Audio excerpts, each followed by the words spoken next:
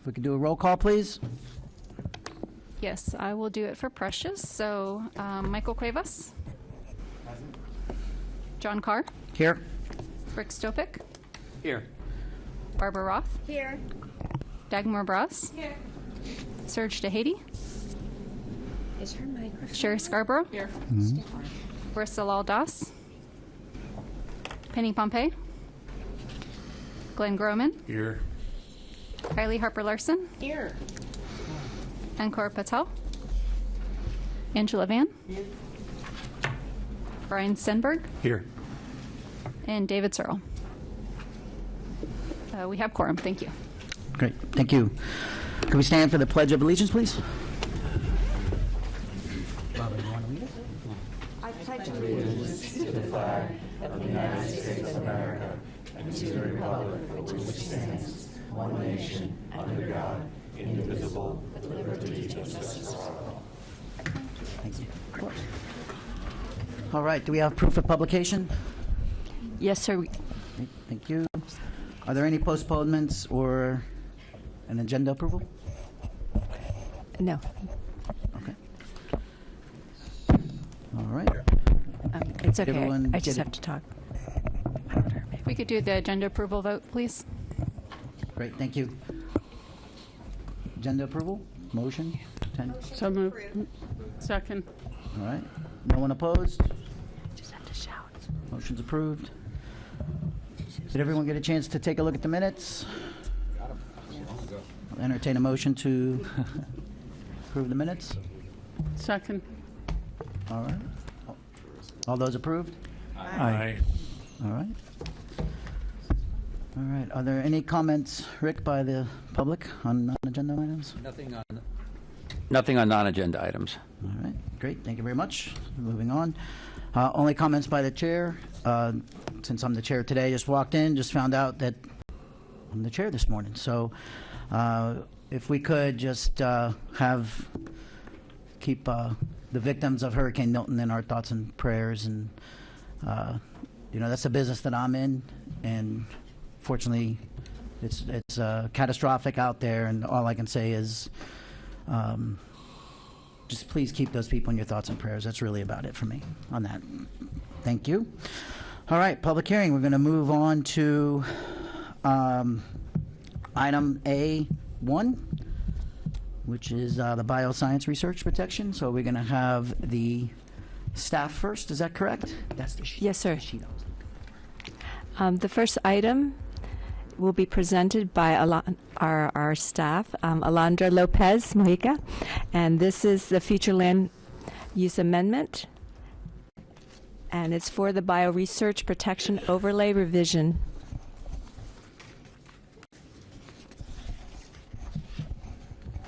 Good morning, Commissioners. I'm Alondra Lopez Mojica for the Planning Division, and the amendment before you today is the Bioscience Research Protection Overlay revisions. So I'd like to first begin with a brief history of the overlay and the advisory board for some context of the proposed text amendment. So in 2003, the state of Florida and Palm Beach County began efforts to attract and locate the Scripps Research Institute in South Florida as a magnet program with the intent of attracting other related biotech and research industries to the region. However, by 2006, the initial location was scrapped by the Board of County Commissioners, resulting in Abacoa in the town of Jupiter and the Brigger parcel in Palm Beach Gardens to serve as an alternative site for the Scripps Research Institute. To satisfy the second condition, the county entered an interlocal agreement with the town of Jupiter, the city of Palm Beach Gardens, the town of Lake Park, the town of Mangonia Park, and the city of Riviera Beach after identifying properties with potential for over 50 million square feet within a 10-mile radius. The interlocal agreement created the Bioscience Land Protection Advisory Board and also required that each jurisdiction consider establishing a bioscience research protection overlay into their comprehensive plan and to include policies for a supermajority vote to protect land within the overlay. So later that year, the county adopted text amendments to the future land use and intergovernmental coordination elements and added the boundaries to the special planning areas map establishing the overlay. The overlay policies included encouraging bioscience research/technology uses, prohibiting residential and non-related commercial uses within the overlay, requiring any proposed future land use atlas amendment or rezoning application which proposes a use contrary to the purpose of the overlay to receive a recommendation by the advisory board prior to going before the BCC, and requiring a supermajority vote of the BCC in order to convert any property which permits bioscience research/biotechnology uses to residential or commercial uses which are not clearly accessory to bioscience research/biotechnology uses. So as the map on screen shows, the overlay consists of 2 areas totaling just under 1,400 acres, with 99% of those parcels having an industrial future land use designation. And we would like to clarify that the proposed text will not change the future land use designation of these properties. The first area is located within Palm Beach Park of Commerce, 2 miles south of Indiantown Road and east of the Beeline Highway. This portion of the overlay is also within the United Technology Corporation Protection Area overlay. The second area is located east of I-95 between North Lake Boulevard and just south of Blue Heron Boulevard. Continuing with the background, in 2016, the BCC approved the First Amendment to the Interlocal Agreement, extending the term of the advisory board by 10 years, from March 14, 2016 to March 14, 2026. On January 23rd of this year, the advisory board voted unanimously to sunset, so the BCC gave direction to staff to sunset the advisory board and to terminate the interlocal agreement. Following that, the county and each municipality within the interlocal agreement passed resolutions to terminate the agreement. Finally, on June 20th, the board initiated text amendments to the comprehensive plan to implement the termination of the interlocal agreement. This proposed text amendment will revise the comprehensive plan related to the bioscience research protection overlay. Staff is providing the following options for the board's consideration. The first is to delete policies related only to the Bioscience Land Advisory Board, which pertains to the future land use and intergovernmental coordination elements. Or the second option is to delete the overlay in its entirety, which includes deleting an objective and policies within the future land use and intergovernmental coordination elements, as well as deleting the overlay from the special planning areas map of the map series. So staff is recommending approval as previously mentioned, and we're providing 2 options for the board's consideration. The first is to approve the option in Exhibit 1A, and the second is to approve the option in Exhibit 1B. And that concludes our presentation. Thank you for your time, and our project managers are available for any questions. All right, thank you. Are there any questions from the commission? There is no, it's only from staff today on this one. Yes, Barbara? Yes, if I might. So we have either option 1A or 1B. I would certainly be helped if I had some staff guidance, a little more on those benefits about, those 2 options. Well, there's just very little references pertaining to the board itself in the comp plan, but the overlay really is there, and it pretty much describes the boundaries.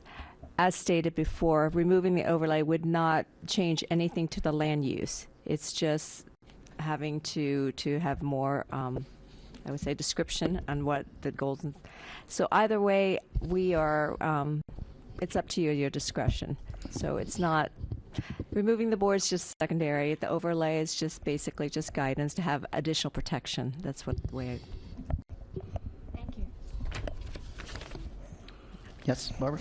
So my understanding is 99% of the property that is addressed in this overlay has already been zoned and taken care of and whatnot, and it cannot be changed. So basically, we're done. So this is just going to delete some manpower, man hours, county staff time, and whatnot, because it's just done.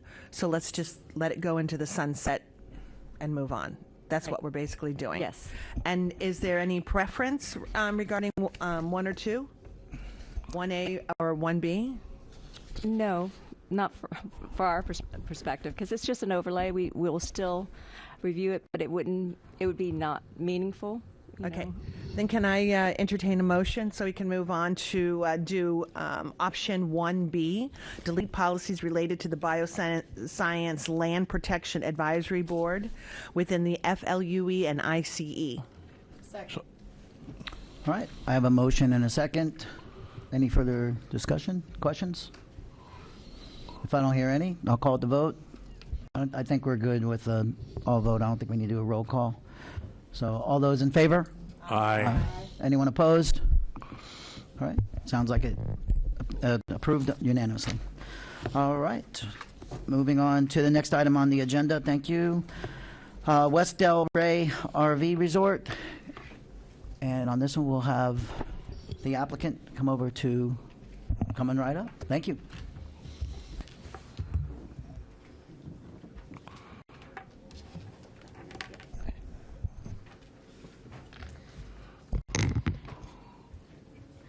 Good morning, Commissioners. I'm Lauren McClellan with J. Morton Planning and Landscape Architecture. On behalf of the applicants, Karen and Roger Fina, I will be presenting the West Delray RV Resort Comprehensive Plan and text and map amendment. So the two requests before the board this morning are to allow a recreational vehicle resort or campground in the commercial rec future land use designation in the ag reserve tier, and then the comprehensive plan map amendment to commercial rec with the underlying agricultural reserve. So the site probably looks familiar to most of you on the board. It was before you in March for the text initiation, which we're here for today, and then several years before that it was in for a comp plan amendment to change it to commerce. At that time, it was generally agreed that this 10-acre property was not appropriate for a single-family residence, but commerce was ultimately not supported. Due to proximity of the Loxahatchee Wildlife Refuge, as well as the West Delray Regional Park. So now this property, which is located on the north side of Atlantic Avenue, is proposing a use that is much more complementary to those two uses and consistent. So the request is for the RV resort campground. And I use resort and campground. The word in the code is campground, but I'm using the word resort because campground insinuates like people are camping. That's not what this is. So now we're back with a comprehensive plan amendment from AGR to commercial rec. This map shows the property as well as the Atlantic Avenue corridor.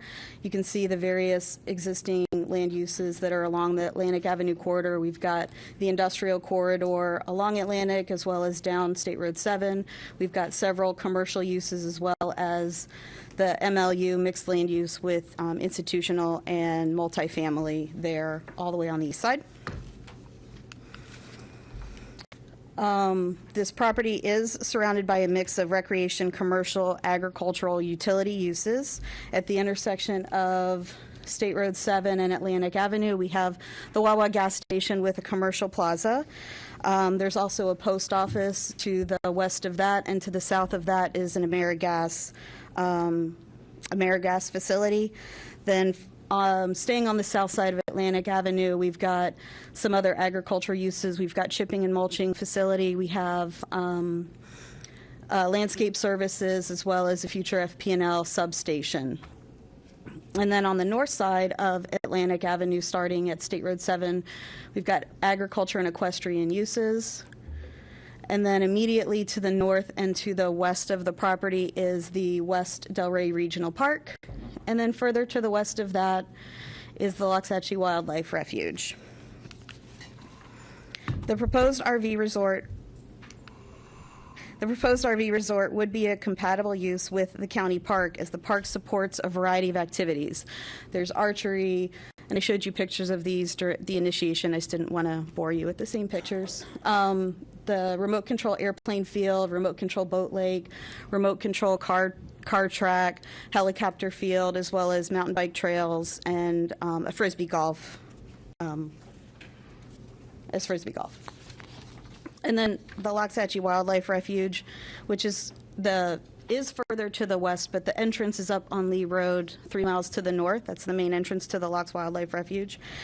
And the Loxahatchee Wildlife Refuge is about 145,000 acres, and it supports 300,000 visitors a year. Just to break it down, it's about 822 visitors per day, and there's a variety of activities in the Loxahatchee Wildlife Refuge: hiking, biking, canoeing, hunting, fishing, wildlife photography, bird watching, all of those types of activities. So the proposed RV resort would provide a place for those nature enthusiasts to stay while visiting the refuge. So just to point out a couple facts regarding RV resorts, campgrounds. During season, the county parks, they have campgrounds and RV spaces that can be rented. Those are completely booked during season. The RV style has really grown in popularity with technology enhancements and more job opportunities for remote work. So if you look at the West Coast and if you look at the central part of the state, there's a lot of these types of RV resorts and parks to support the growing pastime. However, on the East Coast, there's only a handful in Palm Beach County. In fact, I put a 10-mile radius on the property, and the only other similar use is actually the one that's in Delray Beach. It's the Del Raton RV Park. The ones that are in lighter shade, those are actually the Palm Beach County parks. So you can see from this map that they are few and far between, and they are located near attractions. So there's some along Lake Okeechobee where people want to fish and see nature. There's many of them located along the beach fronts. The ones up in the north are near all of the wetlands that are up there. And then there's one in West Palm that is near the water park, and then of course the Lion Country Safari. So, and this site is located near the park as well as the Lox Wildlife Refuge. So I talked about the one up in Jupiter. These are just pictures of what that looks like. That's why I said I don't like using the word campground, even though it is in the zoning code. You know, these aren't campgrounds. They are RV resorts. They have amenities. It is, the applicant is proposing to do a use similar in the sense that it's going to have a clubhouse, it's going to have outdoor amenities, it's going to have indoor amenities, things for people to do while they're staying at the resort. And so you have the full text amendment detailed in your staff report, but there is, I'm just touching on basically what the crux of the change is. And so that is to allow an RV park within the commercial rec future land use designation within the ag reserve tier, subject to very specific criteria. So it would need to be a minimum of 5 acres. It would need to be located on the north side of Atlantic Avenue, adjacent to the West Delray Regional Park. And then it would have to provide preserve consistent with the AGR MUPD as outlined in parcel 1, or in policy 151G. That is for parcels that are larger than 16 acres. So if for any reason this site grows, or if there's another site on the south side that's bigger than 16 acres, it would have to provide preserve. When I was before you for the text initiation, we did have a letter of support from the Alliance of Delray. We did get an updated letter from the Alliance of Delray. They are still in support of the initiation and of the transmittal of this comp plan amendment application. We are continuing to work with them as the site plan comes through. They have expressed their concerns about connecting to water and sewer. Our client has committed to connect to water and sewer for the use. And then we will continue to discuss the site plan with the Alliance. So on behalf of the FINA family, I respectfully request a recommendation of approval for the proposed comprehensive plan amendment amendments. The use is compatible and appropriate next to the West Delray Regional Park and the Loxahatchee Wildlife Refuge. The Planning Commission unanimously supported the initiation of this text amendment. The BCC initiated the text amendment. We have letters of support from the Alliance. And finally, staff is recommending approval with conditions, which we agree to, of the map amendment, and they're recommending approval of the text amendment. If you have any questions, I'm available after staff's presentation. Thank you. Great, thank you. We can have staff presentation, please. Yes, Mr. Jerry Lodge, our senior planner, will be doing the presentation for staff.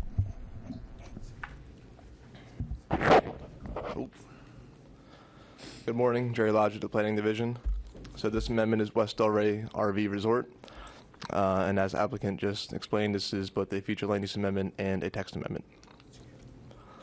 So the privately proposed text amendment was initiated this May, and it requests to revise the future land use element to allow recreational vehicle parks in the commercial recreation future land use within the agricultural reserve tier, subject to criteria which include a minimum of 5 acres, that it be located on the north side of Atlantic Avenue and adjacent to the West Delray Regional Park, which would make this text amendment only applicable to the subject site of the concurrent flu application.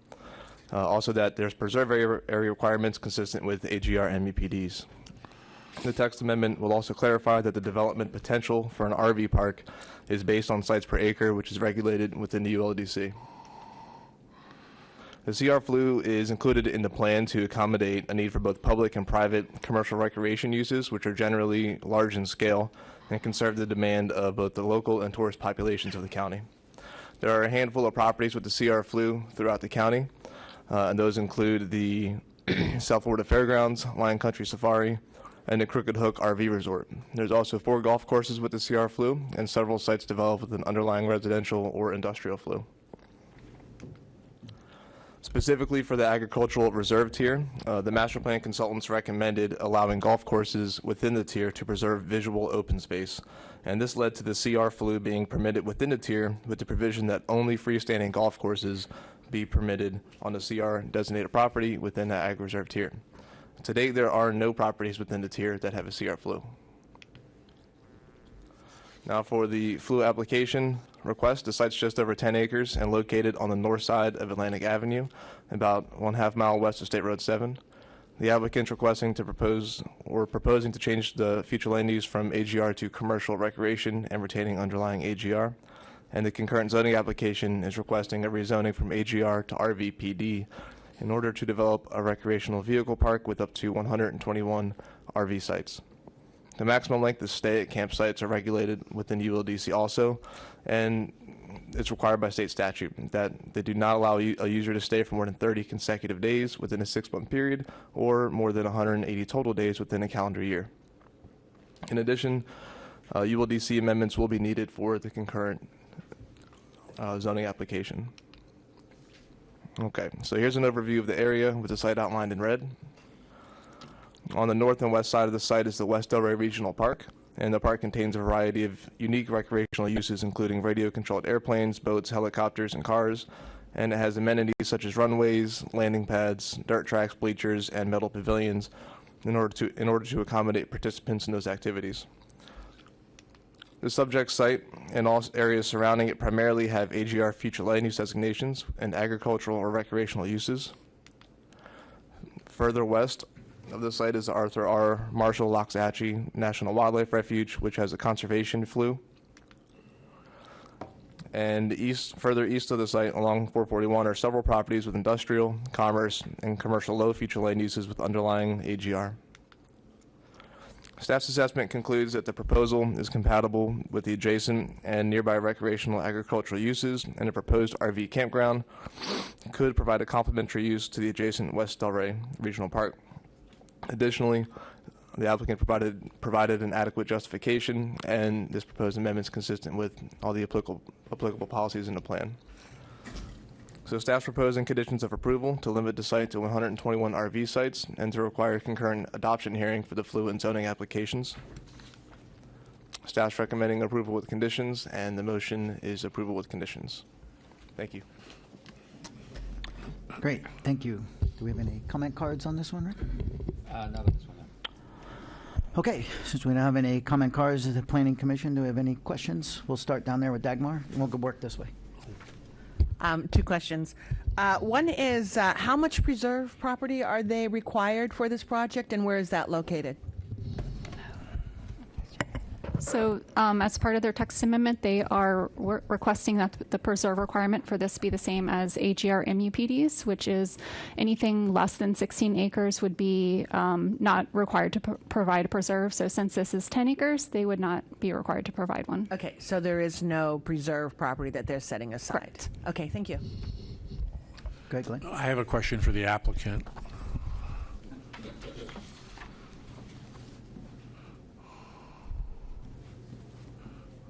So following on that question about preserve and whatnot, and the fact that there's going to be 121 spaces, this is a pretty going to be a pretty tight property between radio-controlled helicopters, RV sites, and whatnot.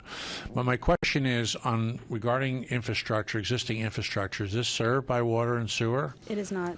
And what about what's your electric load there? Is that served by? Is there any power on the site? There is power on the site because there's existing single-family house on the site right now that's on well and septic.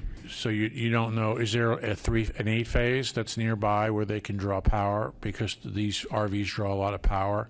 Typically, a single-family residence will have two, maybe at most two 200-amp boxes on the side of the house. So you know anything about the infrastructure? That would all be done during the site plan and permitting phase. Okay. I mean, I would think we'd want to sort of add a condition that as part of this approval that the infrastructure be installed in order to service the site. One more question is the pads for the RVs. Is that going to be asphalt or rock or stone? Do you know? Right now, we're looking at doing either some kind of asphalt, concrete, or pavers. Again, haven't decided that yet either. That'll be during the site, but it's going to be an improved surface. Do your clients have any experience in running RV parks? As I say, he is partnering with people. Okay. So, yeah. Yeah, that's fine. That's fine. I don't have any further questions. Okay, thank you. Questions? Go ahead. We'll go this way. Rick? Just on, before you head back there, just picking up on Glenn's comments earlier, is there an intention as you go forward to put in holding tanks or to bring in water and or connect to sewage? The intent is to extend lines to connect to water and sewer. Okay. And as far as the other conditions that the planning has set forth, you're amenable to those? Yes. Okay, very good. Thank you. You're welcome. Go ahead. Good morning. I have a couple of questions for you as well as staff. First of all, with the infrastructure that we're talking about from an environmental standpoint, most all of the other RV parks have their own stations where they do treatment on site prior to putting that into what we would call waste stations, prior to putting that into the municipal sewer structure. Is that something your clients are willing to do because it helps out our current infrastructure in the county? I can certainly ask, and that will all come up during the permitting and during the site plan approval phase. Okay. All right. Also, to piggyback off of what Glenn asked, environmentally, this is a very contentious area. And we need to do whatever we can to control waste, hazardous material waste, and also oil and gas spills, which are predominant in and around motor coach RV parks. I happen to know a little bit about it. So within that being, the pads being concrete and asphalt are not ideal, and it needs to be able to be trailing. So would your client be willing to consider pads that are more environmentally and drainage sound so that filtration can properly occur, and that to be treated and held on site before it goes into any of our drainage and canal systems? It's something we can look at. Okay. All right. And then staff question, and good morning. Good morning. Happy to be here. Yes. Always get the award for driving the furthest, right? if we look at Exhibit 1B in the applicant's proposed text amendment, looking at Item 2 and Item B, that's pigeonholing this site, period. And there are other sites with a minimum of 5 acres. I did my own search in the AGR area, which if we're all gung-ho about doing this and getting people to the Loxahatchee Wildlife Reserve, which I am, and getting more people into our parks, why do we want to just leave this in a text amendment for 121 people who would be very affluent? By the way, I did a little research, and the common motor coach these days is over $300,000 base. So we're talking about super affluent. They're not playing Frisbee or flying RC planes. You know who is? My little guy in the back. Okay. We couldn't stay there, even if we wanted to, because it would be a motorized coach thing. So if we're going to look at this, is Item B, is that mandatory, or could we remove that if we are looking to increase? I mean, if we're going to make a text amendment, it needs to be able to be beneficial to everybody who's got land in the county where this could be used. Yeah, that's a great question. So this is a privately initiated text amendment. So the applicant is is required to make it site specific. Okay. In terms of expanding the CR to other sites, we haven't done that analysis. So as far as, staff suggesting that, we couldn't give you those parameters today. Okay. But if you all, see the opportunity, that's something we could look into. Okay, so they are required with their text amendment to make it very site-specific. Correct. And then to summarize, then we can then, after a vote is made, yea or nay, could then advise staff to look into this. Sure, we can reflect in the minutes that you guys have asked staff to investigate the possibility of looking at other places for this CR land use. Thank you very much, staff, and thank you, applicant. Okay, moving right down the line. Any other questions from the commission? Mr. Chair, I have a real quick question for Yes. staff. So would staff be, would it be appropriate, or what does staff think about an additional condition that the infrastructure be in place as part of this approval we're looking at? So again, we can always have your recommendation of the condition, but there are things in place already. If you look at your staff report on page E13, the health department, and all the other county agencies will be looking at this for all the requirements, including the impervious areas that these vehicles will be on, as well as any other water sewer requirements. I believe on page 25 there are requirements for connection. Oh, there are indications of availability, water and sewer hookup. So the applicant will probably have to, do that and coordinate with the utilities department for those services as well. So it's part of the process. I just didn't want anything to slip through the cracks. Yes, it's part of the process. And if I could add, we've had discussions with the zoning division on this, so they're aware also when it comes through the site plan process, and we review it at that point too. Got it. So is this the same case where we would approve the motion but then put in our notes what we're suggesting? I don't think there's any need. I think that's the whole point of what Stephanie's saying, is that all of his concerns are going to be addressed in the zoning process. So, Well, I know in the past we've just made it kind of crystal clear There is a in the concurrent- notes there is a concurrent what we were concerned about. Sorry, That's all. there's a concurrent application as well, so you're... Okay. May I? Yes, Barbara. then I'll go back to you. What perhaps we could reflect in the notes is the point well taken from Kylie Harper Larson that at some future point applications may come through. This being a private text amendment, it is only for this applicant. But perhaps the notes could reflect that we had a discussion about future uses and future sites. Yes, we Would can that ref- be included? We can reflect that moving to the next step, which is the board, but we'll reflect those are your comments at Planning Commission. After the motion. Yes. After the motion is either approved or not approved. Yes. Correct. Kylie? To follow up And Dr. Donda. in the preserve requirement, I understand that they're trying to align themselves with the AGR MUPD,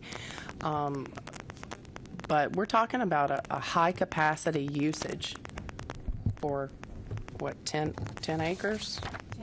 10.1 acres. All right, and let's just say 121 sites, and let's just say 2 people per site. All right, that's 242 people on 10 acres. And let's exclude swimming pools and parking spots and clubhouses. All right, so we're condensing that down to, I don't know, 8-ish. All right, that's a lot of people. That's a lot of environmental load.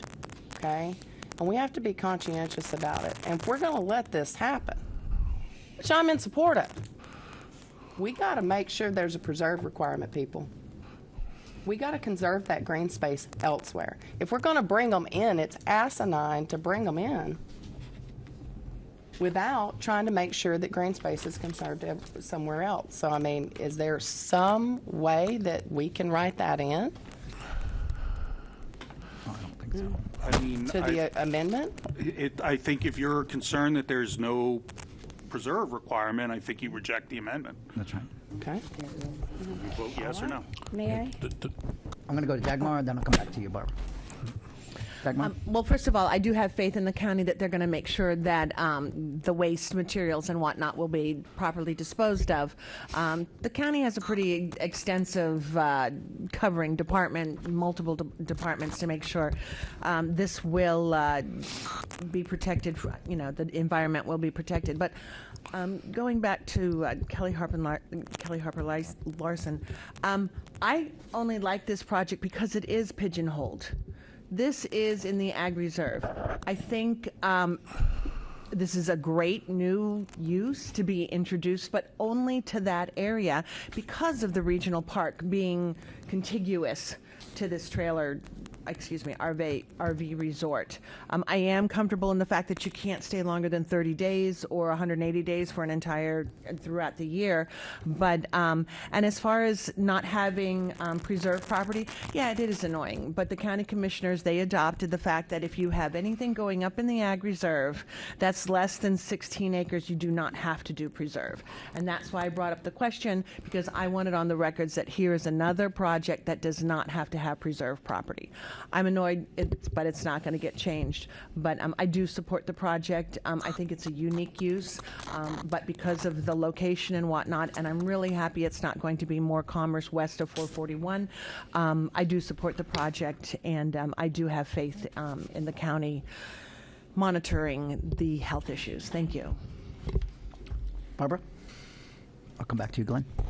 Yes, and that's exactly what I was going to say. I'm going to use the term, we lost that battle on the number of acres in terms of requirement for preserved land. The Board of County Commissioners decided that the minimum size would be 16 acres. And here precisely is an example where we lose that option because it's 10.1 acres. Kylie has made that point, Dagmar's made that point, and I would just emphasize it because I expect we will have more private text amendments, just under that 16 acre limit requirement. Thank you. All right.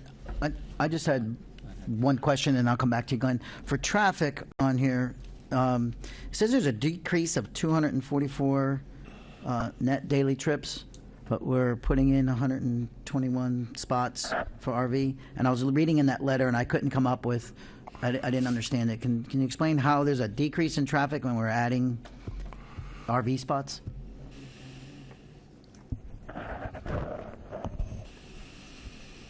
It's on page E13.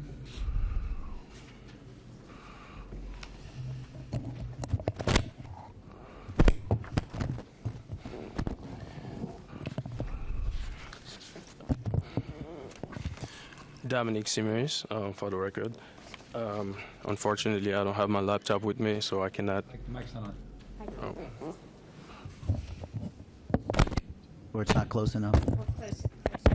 There you go. Dominic Simmers, for the record. Unfortunately, I do not have my laptop with me, so I cannot go in reference to what you said. I believe that the reason why that there's a decrease.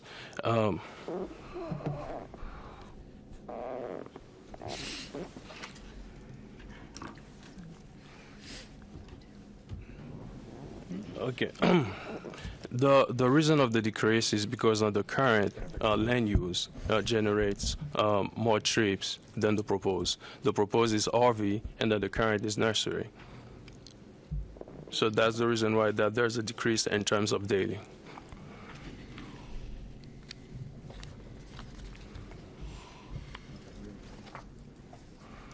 So I looked at, okay, if that's what the study came up with, I just found that hard to understand if you're putting in 121 lots with the amount of time that they're allowed to stay there, that would actually decrease traffic by that much too, a decrease of 244 net.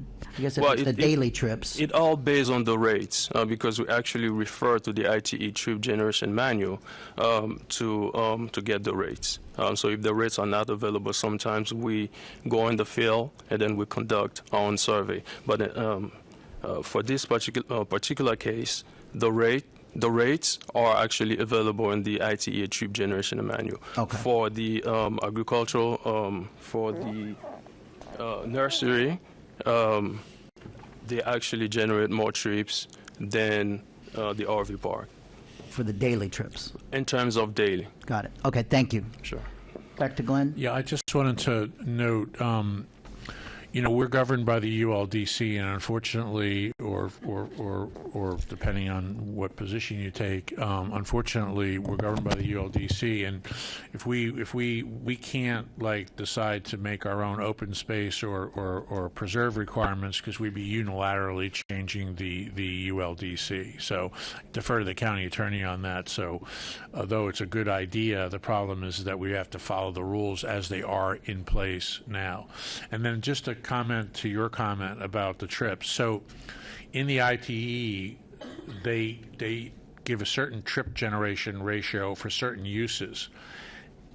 So if you have a nursery, presumably you'd have trucks and cars and people buying things going back and forth. It doesn't mean that's what they're actually doing now. It looks like a sleepy single-family home there, but they have to use the ITE because that's what the zoning designation is, and that generates a whole bunch more traffic. A busy nursery is kind of a busy place. Got it. Thank you. All right, guess go ahead, Rick. Yeah. To pick up on that, I agree. Just because we have 121 spaces, and again, I do support this project. I liked it when it came before us back in May.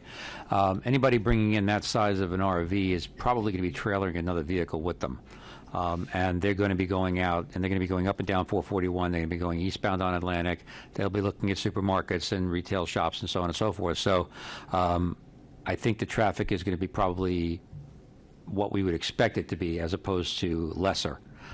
Possibly a little bit more, and then you also have the problem of those large vehicles moving in and out of there as they come and go. There's going to be some disruptions as well. But again, overall, I support the project. I think it's a great use for that space. All right. If no further comments from the commission, I'll entertain a motion. I'll motion to approve with conditions as requested by staff. All right. Motion by Glenn Coleman, second by Sherry. I'm sorry. By Melissa? But Sherry? Sherry. I'm sorry. You can call me. Call you whatever. Don't call me late. I'm like the other chair. I'm calling everybody different names here. It's all good. Do you have that? Okay, perfect. Thank you so much. All right, I think we're going to be good. I'm not going to do a roll call vote on this. Anyone opposed? All in favor? Aye. All right, motion passes. Thank you. All right, next item on the agenda is the Rawlings Estates, and I'd like the applicant to come up to podium 2, please.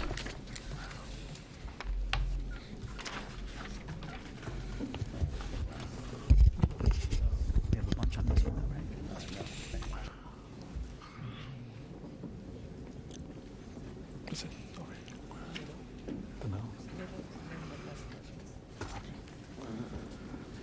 Good morning, Chair, Commissioners. Matthew Barnes, Senior Planner or Senior Project Manager at WGI. Here with me from WGI is Ariana Hilliard and my co-agents from Miskell Backman, Scott Backman, and Beth Schrantz. This amendment was here before you in April and was initiated back then, initiated by the Board of County Commissioners in May. Nothing has changed in terms of the guts of the amendment of the overlay, and the map amendment is still the same, so I'll go through it with you. The only thing that's really changed is the site plan or the subdivision plan has changed just a little bit. That's concurrently processing with zoning. So the location of this property is just to the north and west of Lion Country Safari.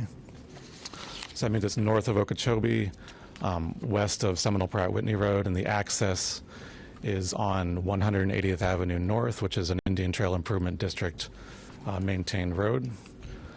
The amendment proposes the following, which is to create what we're now calling the Loxahatchee Estates overlay in the rural tier. And with that, we're revising, we're creating, I should say, we're revising a couple of objectives and creating a new objective and policy to govern the density and intensity of the Loxahatchee Estates overlay. The FLUA amendment is, like I said, it's the same. We're proposing to go from what is currently RR10 to LR1.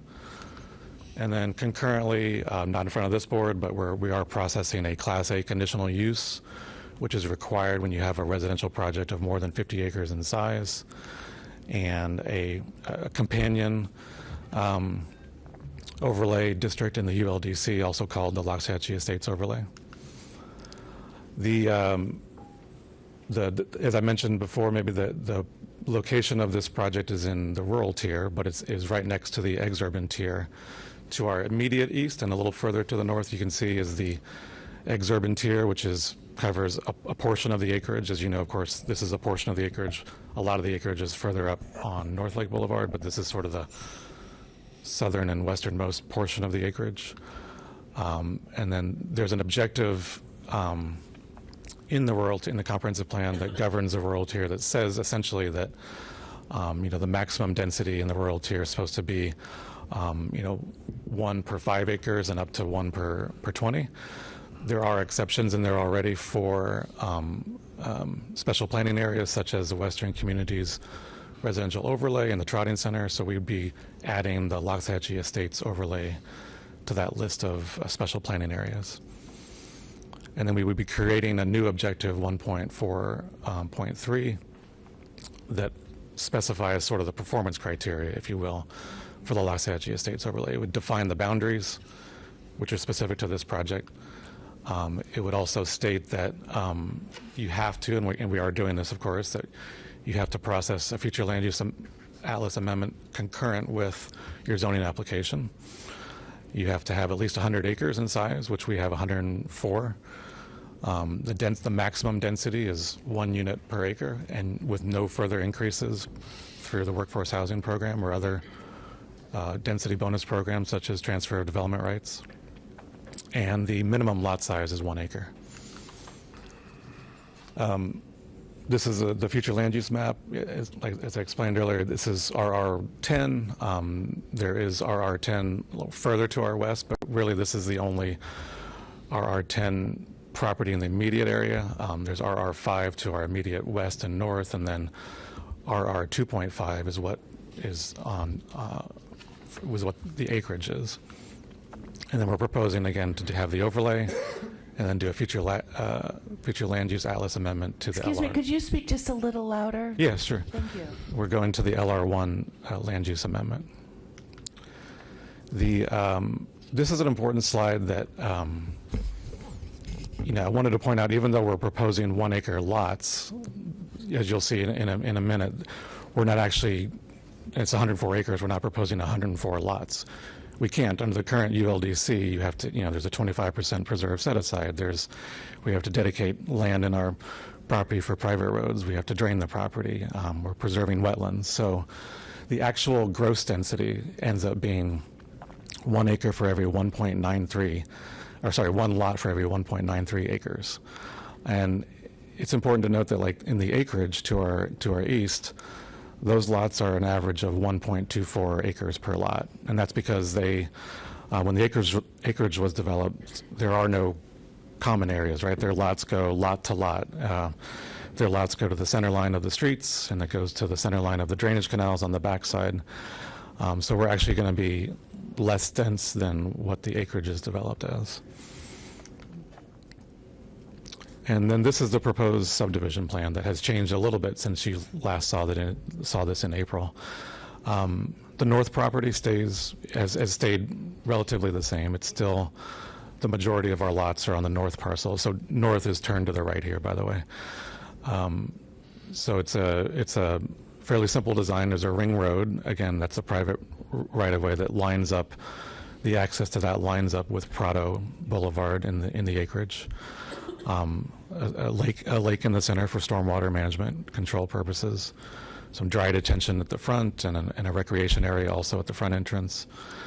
What's changed is on the south parcel, there used to be more lots proposed there. We've pulled that back. Now there's only 3 lots that directly abut 180th Avenue North, which the net result of that was the preserve area was increased from around 14 acres to 21.5 acres, which is now slightly over the 25% preserve area requirement. Also the wetlands, the 2 wetlands you see at the top of the screen are exactly the same as before. The 3rd wetland that's closer to 180th Avenue North, we're now able to preserve more of that wetland than previously. So the total acreage of the preserved wetlands is just under 8 acres. I think last time it was like 6.75. So where we are in the process, again, this was initiated back in April and May. Shortly thereafter, we applied for the zoning application and the future land use Alice amendment and the text amendment. We're here today on the 11th of October for transmittal. It'll go to the Board of County Commissioners pending your recommendation on November 6th, and then, in either December or January, the zoning application will go forward to the Zoning Commission, and then everything will come back together at February for adoption. I mentioned before, this is in the Indian Trail Improvement District, part of the county where they maintain the drainage and the roads. Back in March, their board voted to initiate the activation process, which we're still going through. We have a draft activation agreement. That's going to be wrapped up in the next few months. Also important to note, ITID is a DRO reviewing agency, so they've been reviewing the subdivision plan all along. They don't have any outstanding comments at this point on the subdivision plan. One thing I did want to discuss that we differ slightly with on staff is regarding the workforce housing. Our client fully intends to comply with the workforce housing program, but in the staff report, they're recommending that the 10%, we have no issue with the 10%, which equals 5 units. In the staff report, they're recommending that be done on-site, and we're proposing to do that off-site through the Exchange Builder program. We just don't think that in a subdivision such as this and where it is in the county that it makes sense to have workforce housing in this location that's pretty remote in terms of employment opportunities. Workforce housing should be in more areas closer to proximity for employment and transit and things like that. So that pretty much concludes my presentation. Staff goes next. I'll give you a sneak peek. They do recommend approval. I think this sentence from their staff report kind of sums it up well, that the amendment request to the LR1 is appropriate considering the established density and development pattern of the acreage located directly east of the subject site within the exurban tier. That concludes my presentation. Happy to answer any questions. Great, thank you. Thank you. Ready for staff presentation, please? Yes, sir. The staff presentation will be presented by Mr. Travis Goodson, our senior planner.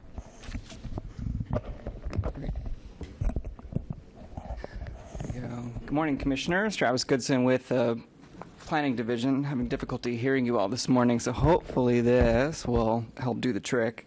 So as you've just heard, the item before you is a comprehensive plan text and future land use amendment application known as Rawlings Estates. This application, the text amendment part, was initiated by the BCC in May and is to establish the Loxahatchee Estates overlay within the rural tier in order to allow for low-density residential development subject to criteria enumerated within the overlay. The Future Land Use Atlas Amendment component of the application is a request to amend the land use from rural residential 1 unit per 10 acres to low residential 1 unit per acre on a 104-acre parcel, which is located on the west side of 180th Avenue North, south of Sycamore Drive, and west of Seminole Pratt Whitney. This is within the Central Western Communities area, just outside the acreage. The concurrent zoning application requests a subdivision for development of 54 single-family homes, and a ULDC amendment is also in process to establish the Loxahatchee Estates overlay within the zoning code.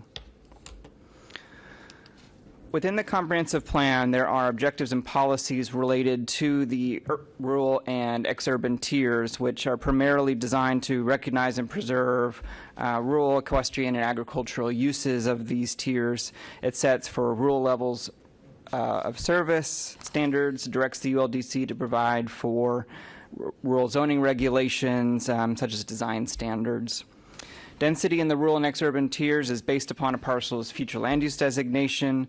So an RR5 is a 1 unit per 5-acre density, RR10, and so forth. The RR 2.5 is specific to the exurban tier only. And it should be noted that not every parcel or area within these tiers conforms to these minimums, as many of them, like the acreage, existed in their current configuration prior to the adoption of the 1989 comprehensive plan. And so in this instance, much of the acreage directly to the east, while it has a FLU designation of RR 2.5, a lot of the built density average is about 1.25 acres. The proposed text amendment will establish the Loxahatchee Estates overlay, allow for a minimum of 1 unit, maximum density of 1 unit per acre, will not have access to density bonuses or TDRs, and is subject to location criteria. Each of the proposed lots must also be a minimum of 1 acre in size. The overlay also requires submittal of a concurrent zoning application, which is in process. And the FLU amendment to LR1 will also be conditioned at 54 maximum units. So just quickly around the surrounding area, you have to the north, west, and south lands within the rural tier in the RR5, RR10 designation. They support primarily single-family residential and various agricultural equestrian uses. We also notice that directly to the east of the site within the orange shading is the exurban tier, which has a FLU of RR 2.5, average lot size of 1.25 acres. Similarly, these lots also support various single-family and agricultural type uses. And then farthest to the northeast of the city of Westlake and to the southeast is Lion Country Safari. So staff's assessment has found the text amendment to establish the overlay is an alternative mechanism to increase density. It allows for a low-density residential development subject to criteria as stated and is limited to the subject site only. The proposed single-family homes and the level of density is compatible with the built density of the area, as are the 1 acre lot size minimums proposed. So a summary of the conditions of approval that staff are recommending. The first is to limit the maximum number of units at 54, which is consistent with what is shown on the concurrent zoning application. Second, consistent with prior board direction, staff is recommending that 10% of the units be provided as workforce housing units on site. However, as Mr. Barnes has explained, the applicant is proposing to provide these 10% required units off-site, and they're choosing to do the Exchange Builder program, which allows for the developer to engage with a different developer that will ultimately construct those required units in a different part of the county. And then thirdly, we have a standard condition of approval here requiring that the FLU amendment and the zoning application be heard at the same hearing and adopted together. So as part of the amendment process, the Planning Division distributes amendments for review by for other county departments, and Fire Rescue had provided a letter regarding an anticipated extended response time to the subject property. And as a result, Facilities and Development Operations, in conjunction with Fire Rescue, is asking to seek board direction regarding dedication of land to support a future fire station. Today we have Mr. Eric McClellan here from FDO Strategic Planning to provide just a brief synopsis of their request.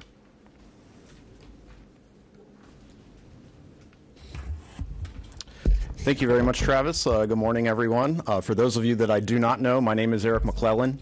Thank you. I serve as the Director of Strategic Planning for the county's Facilities Development and Operations Department, and it is always an honor and privilege to be able to represent our brave women, men and women with Fire Rescue. To briefly explain the relationship, Fire Rescue is obviously the service provider. They set the priorities for delivery of new stations. They measure all of the response time and number of calls received, and make siting decisions. Facilities Development Operations is then basically their real estate and construction partner to make sure there is the ability to deliver their facilities into the future. What's important in this case to understand is the county's comprehensive plan establishes a average response time standard of 7 minutes and 30 seconds. This is a benchmark by which all future facilities siting and delivery is measured. By comparison, the FY23 average response time in the subject property service area was 8 minutes and 18 seconds, and the estimated response time to the subject site is 10 minutes and 30 seconds.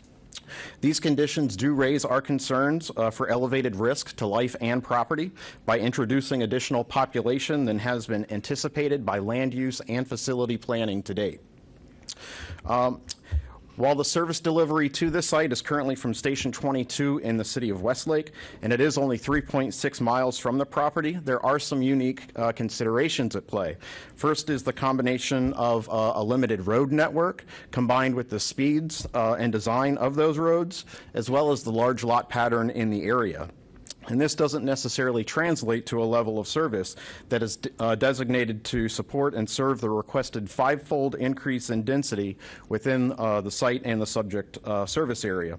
So without land from which to deliver a fire station, we anticipate existing deficiencies will continue to deteriorate into the future, and also the heightened generation of alarms and increased competition during any widespread or concurrent emergency events, such as those we saw in the last couple of days, will have a detrimental effect upon fire rescue delivery to this community. What I want to briefly show, this is a map that was prepared by Fire Rescue to analyze the existing and proposed future condition. The red boundary that you see is the limits of service for a proposed future service area, which at present would encompass over 2,100 parcels of land. The green dot, which are very difficult to see on the screen, but there are green dots. Those reflect actual calls for service received in FY23, and they totaled 349. Average response time was 10 minutes and 2 seconds, and 79% of those calls exceeded the 7-minute, 30-minute standard response time.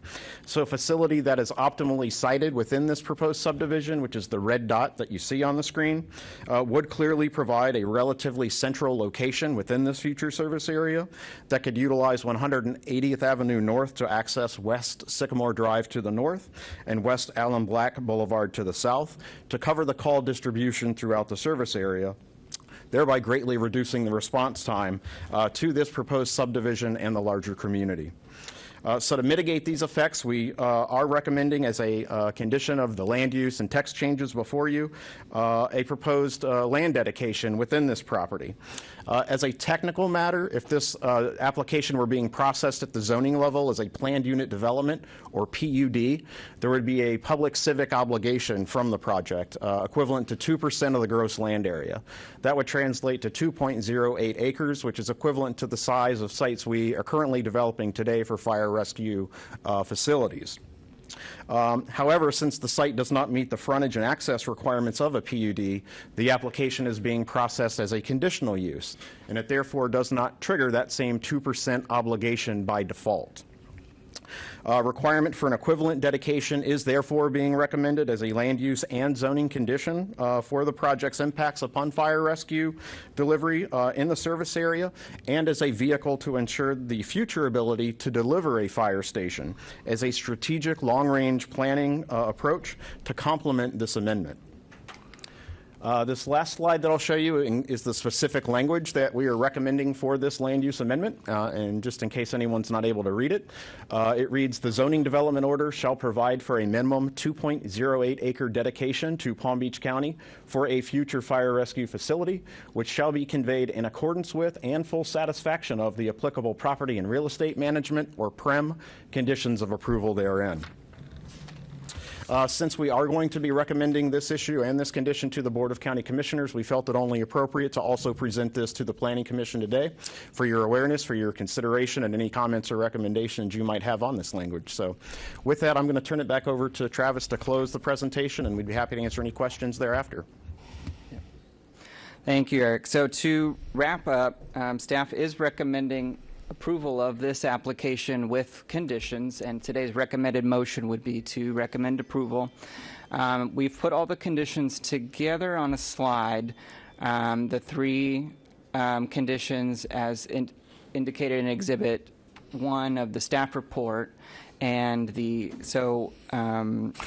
as part of your recommendation today, we do ask that you consider the condition regarding the disposition of workforce housing units as to on-site in the staff proposed version or off-site through the Exchange Builder program as the applicant proposed, as well as the condition you just heard being recommended by facilities. So that will conclude staff's presentation. Thank you, and we're all here and available for questions. Okay. I don't think we have any comment cards, so I'm going to go right to questions from the commission. I'm going to start here with Rick. I'm going to go this way and then back this way. Thank you, Chair. Just a quick question for staff. The facilities gentleman gave me a lot of food for thought and a lot of pause here.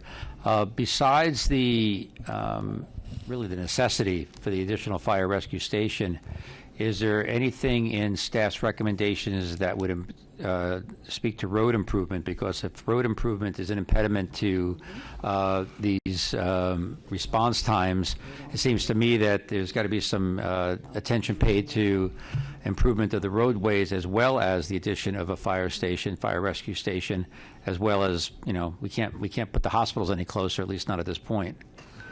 Any comment from staff on those concerns? Again, partly some of it is because of the rural condition and environment of the area. I believe traffic, I don't know if you have any issues with the condition of the roof is not the issue. It's just because it's a lower density and the travel time will be a little bit more than that. So they would need to, as part of their approval through zoning, will also address all the land development as well as the traffic requirements for those improvements.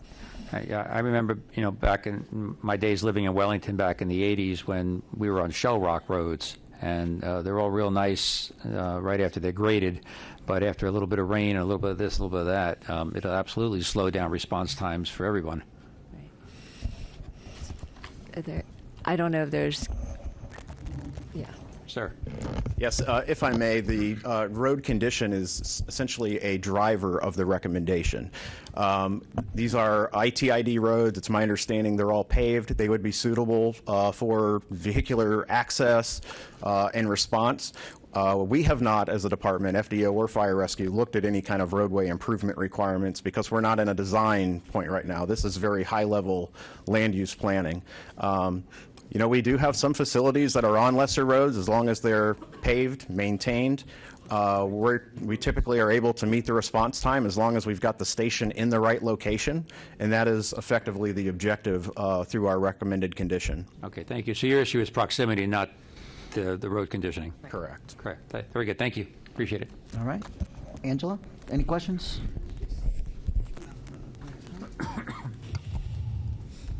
Going right down the line, Kylie? Are we getting the cart before the horse here?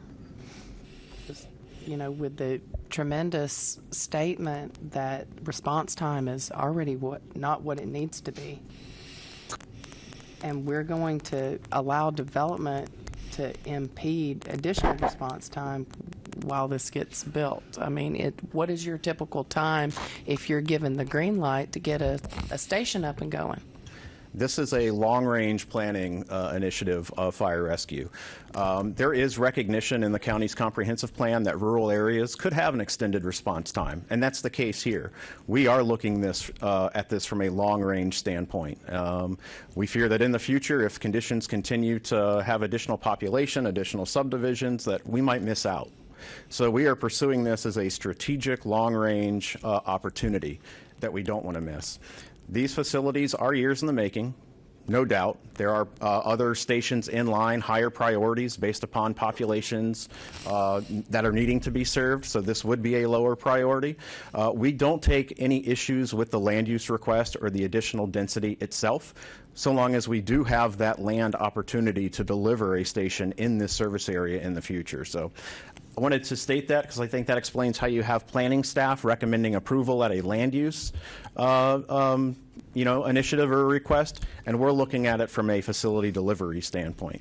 Okay, thank you. I do have a question of the applicant. Good morning, sir. Morning. Has there been any discussion by the applicant? You have 3, what I would like to call outlying lots, to provide that as what appears to be, according to the long-range strategic plan, the most optimum site for a fire station. We have not had what I'll call site-specific discussions with Prem or about where. Is that out of the question, given your current application, or would that be up for discussion? I'm sorry, is what up for discussion? Those 3 lots that would meet their needs to co-locate a fire station in an immediate area? Again, as Eric said, this is not. This is a land use thing. We're not at the site planning stage for that. So we have not. But yet you gave us a site plan. Yeah, we have a site plan Okay, processing. so that's what I'm saying here is if we're already stretching things out and you've got a plan, okay, and we have a need, I'm simply asking, is the owner, your representative, open to discussing this? This is a big problem, my friend. I'll just say we're not here to argue against this condition of approval at this moment. I mean, we are going to continue discussions with Fire and Prem about it, but we're not here to argue against it at this moment in time. Yeah. And we're not here to You're not open because arguing against something doesn't qualify you for openness. Good morning. Good nice morning. To see How are you? Nice to see you. Scott Backman on behalf of the applicant. Obviously, we're aware of this. Eric has shared all of the information with us. We've been studying it as well. We've actually brought on and engaged Jeff Collins, who's in the room. He's a former fire chief with Palm Beach County.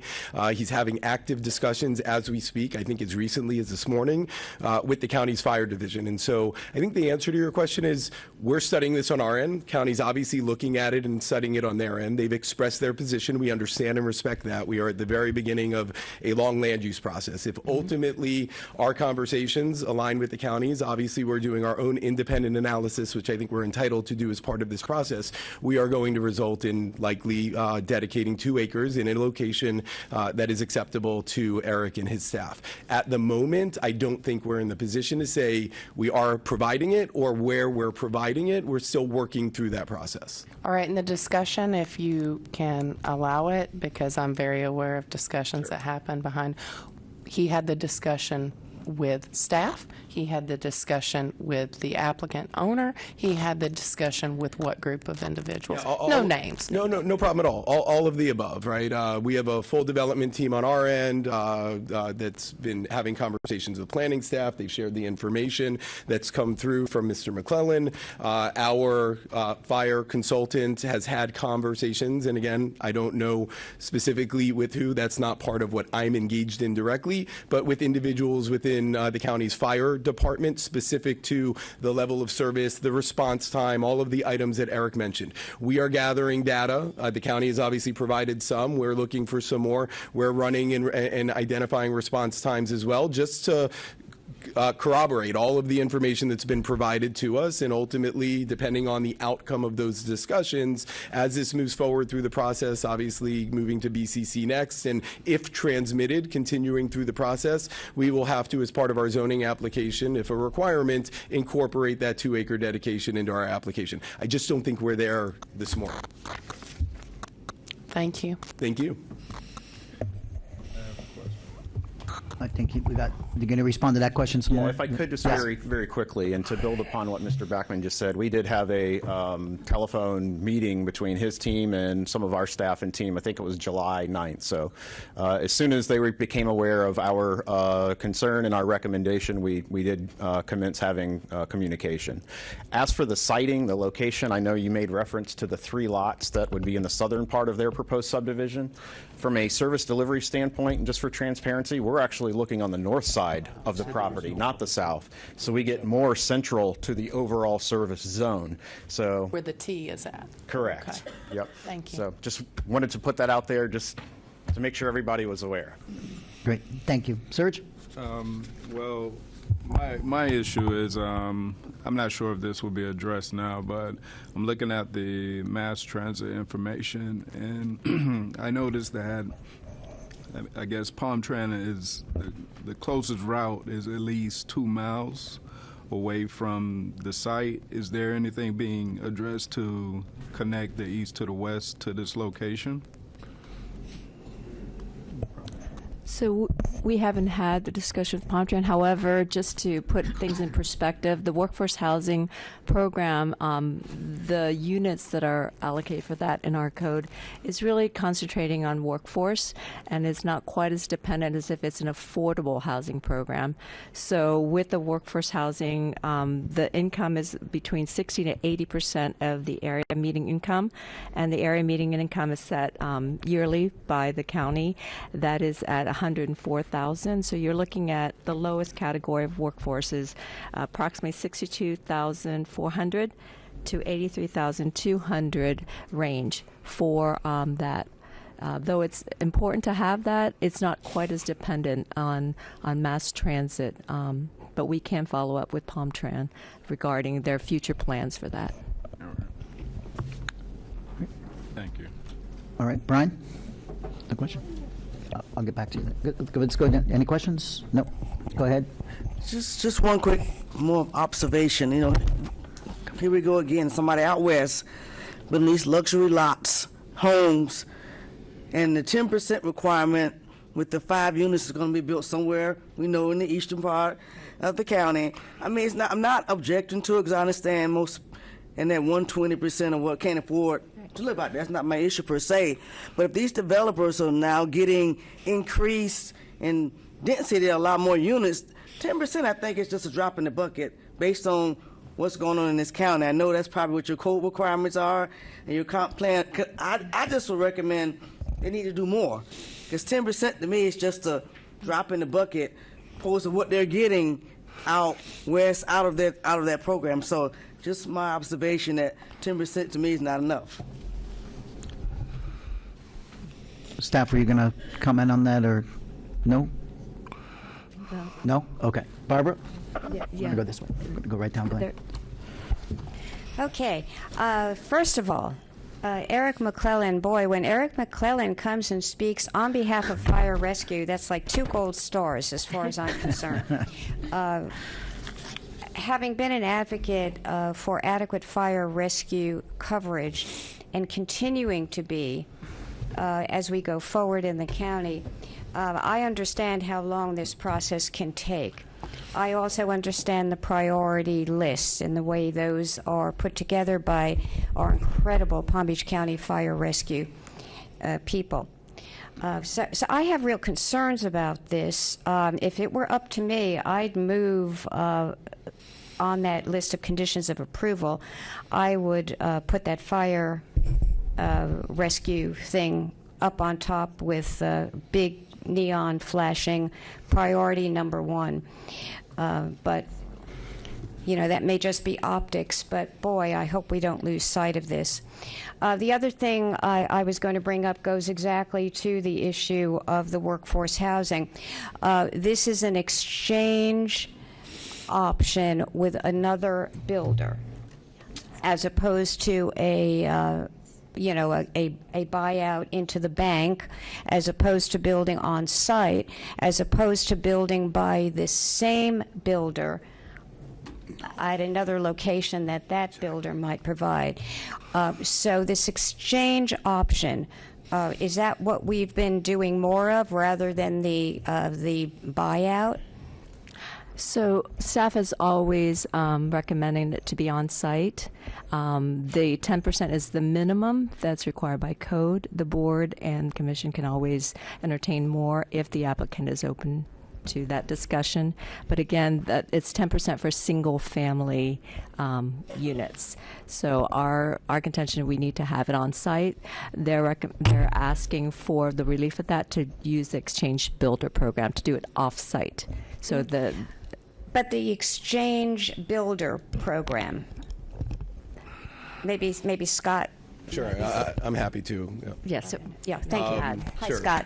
So yeah, the exchange. So the least priority option with regard to anything other than on-site, the least priority is always the buyout at this point, and that's been the case for years within the county because it goes into a fund, and maybe it gets used, it doesn't always get used, or the dollar amount isn't necessarily sufficient enough to make up for the units that are being lost. Many of my clients in this county over the last handful of years have elected the exchange builder program, much for what Commissioner Van actually referenced. I have several clients that are developing new apartment projects in the east side of the county, West Palm Beach, Lake Worth Beach, other maybe municipalities, but still within the county. The Exchange Builder Program allows a developer developing single-family homes to partner with another single-family home or apartment developer or a condominium developer and have that developer take on the obligation to build the units. It is an unbelievably paper-intensive process. This is not something that's easily addressed. We've done this through planning a handful of times. And the other component of that is when you are exchanging single-family homes for rentals, it is, I believe, a 50% increase. So 5 units turns into 7 or 8 units within a rental condominium in a place, especially here, right? We're talking about acreage, we're talking about Palm Tran, in a place here where there are really no facilities necessarily. I understand the difference in price between workforce and the otherwise, but the idea behind the workforce housing program is to have it on major arterials, corridors closer to the workforce. And so I think what we're proposing here is certainly in my estimation for my client, a win-win because ultimately you'd be resulting in more units in a location that's maybe more appropriate for them. May I? Yeah. Thank you, Scott. So, yeah, paper intensive. I can just imagine.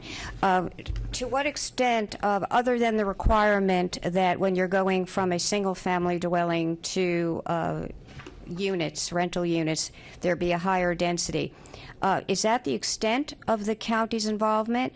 In other words, are the financials of this paper-intensive deal just between the developers? Sure, they are not, and I'll certainly let staff jump in if at some point they'd like to, but there are all sorts of security requirements. The discussion, the exchange builder has to be qualified by the county, and again, I've been involved in the process, not intimately, but the county's involvement in the process to make sure that the exchange builder is involved, the way the dollars and cents change hands between my client in this case and the exchange builder and the way those units are brought online, the county is very much involved in that process.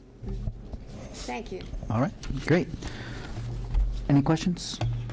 Questions? Go ahead, Glenn. So just some questions for Mr. McClellan. Don't go anywhere, Scott. You're next. Yes, sir. So you mentioned in regard to response times something about design speed of the roads or posted speed. In an emergency, fire rescue is not required to follow either the posted or the design speed of the roads. Isn't that correct? I would actually prefer to defer that question to my colleague from Fire Rescue.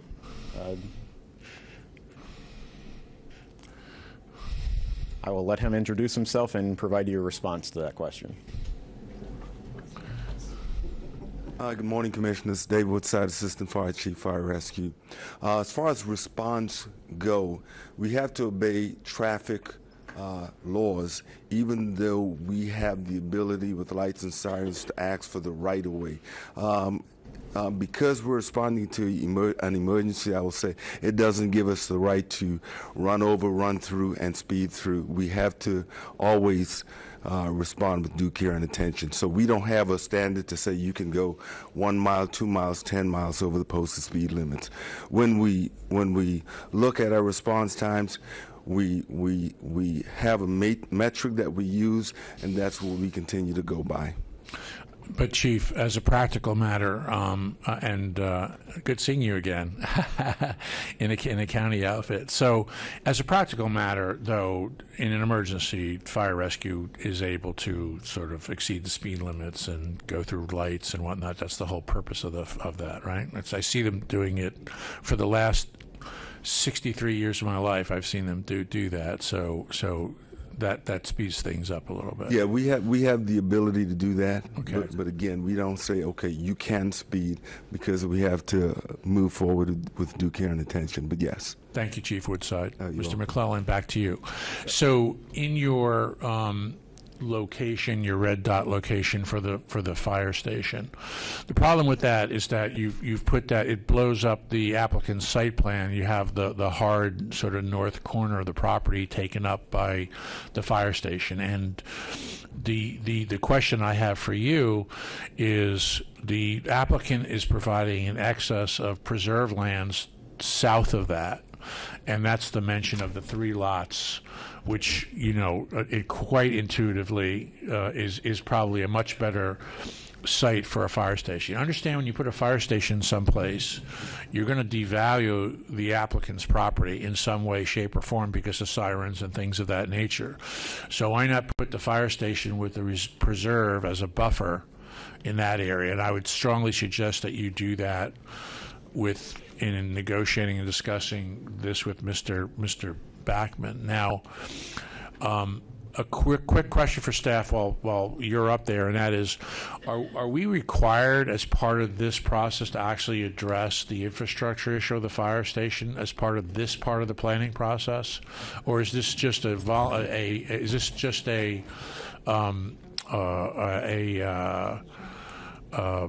sort of advisory type of thing, or that's been brought by staff, but are we required to address that or not? Well, the situation is that Mr. McClellan is Right. requesting this as a condition of the FLUA ordinance. Right. So as the Planning Commission, we thought it's appropriate for you to make a recommendation for the board to have when it considers So this. it's a discretionary kind of thing to be brought before us? Well, it's Is it required? discretionary in that Mr. McClellan is bringing this forth as a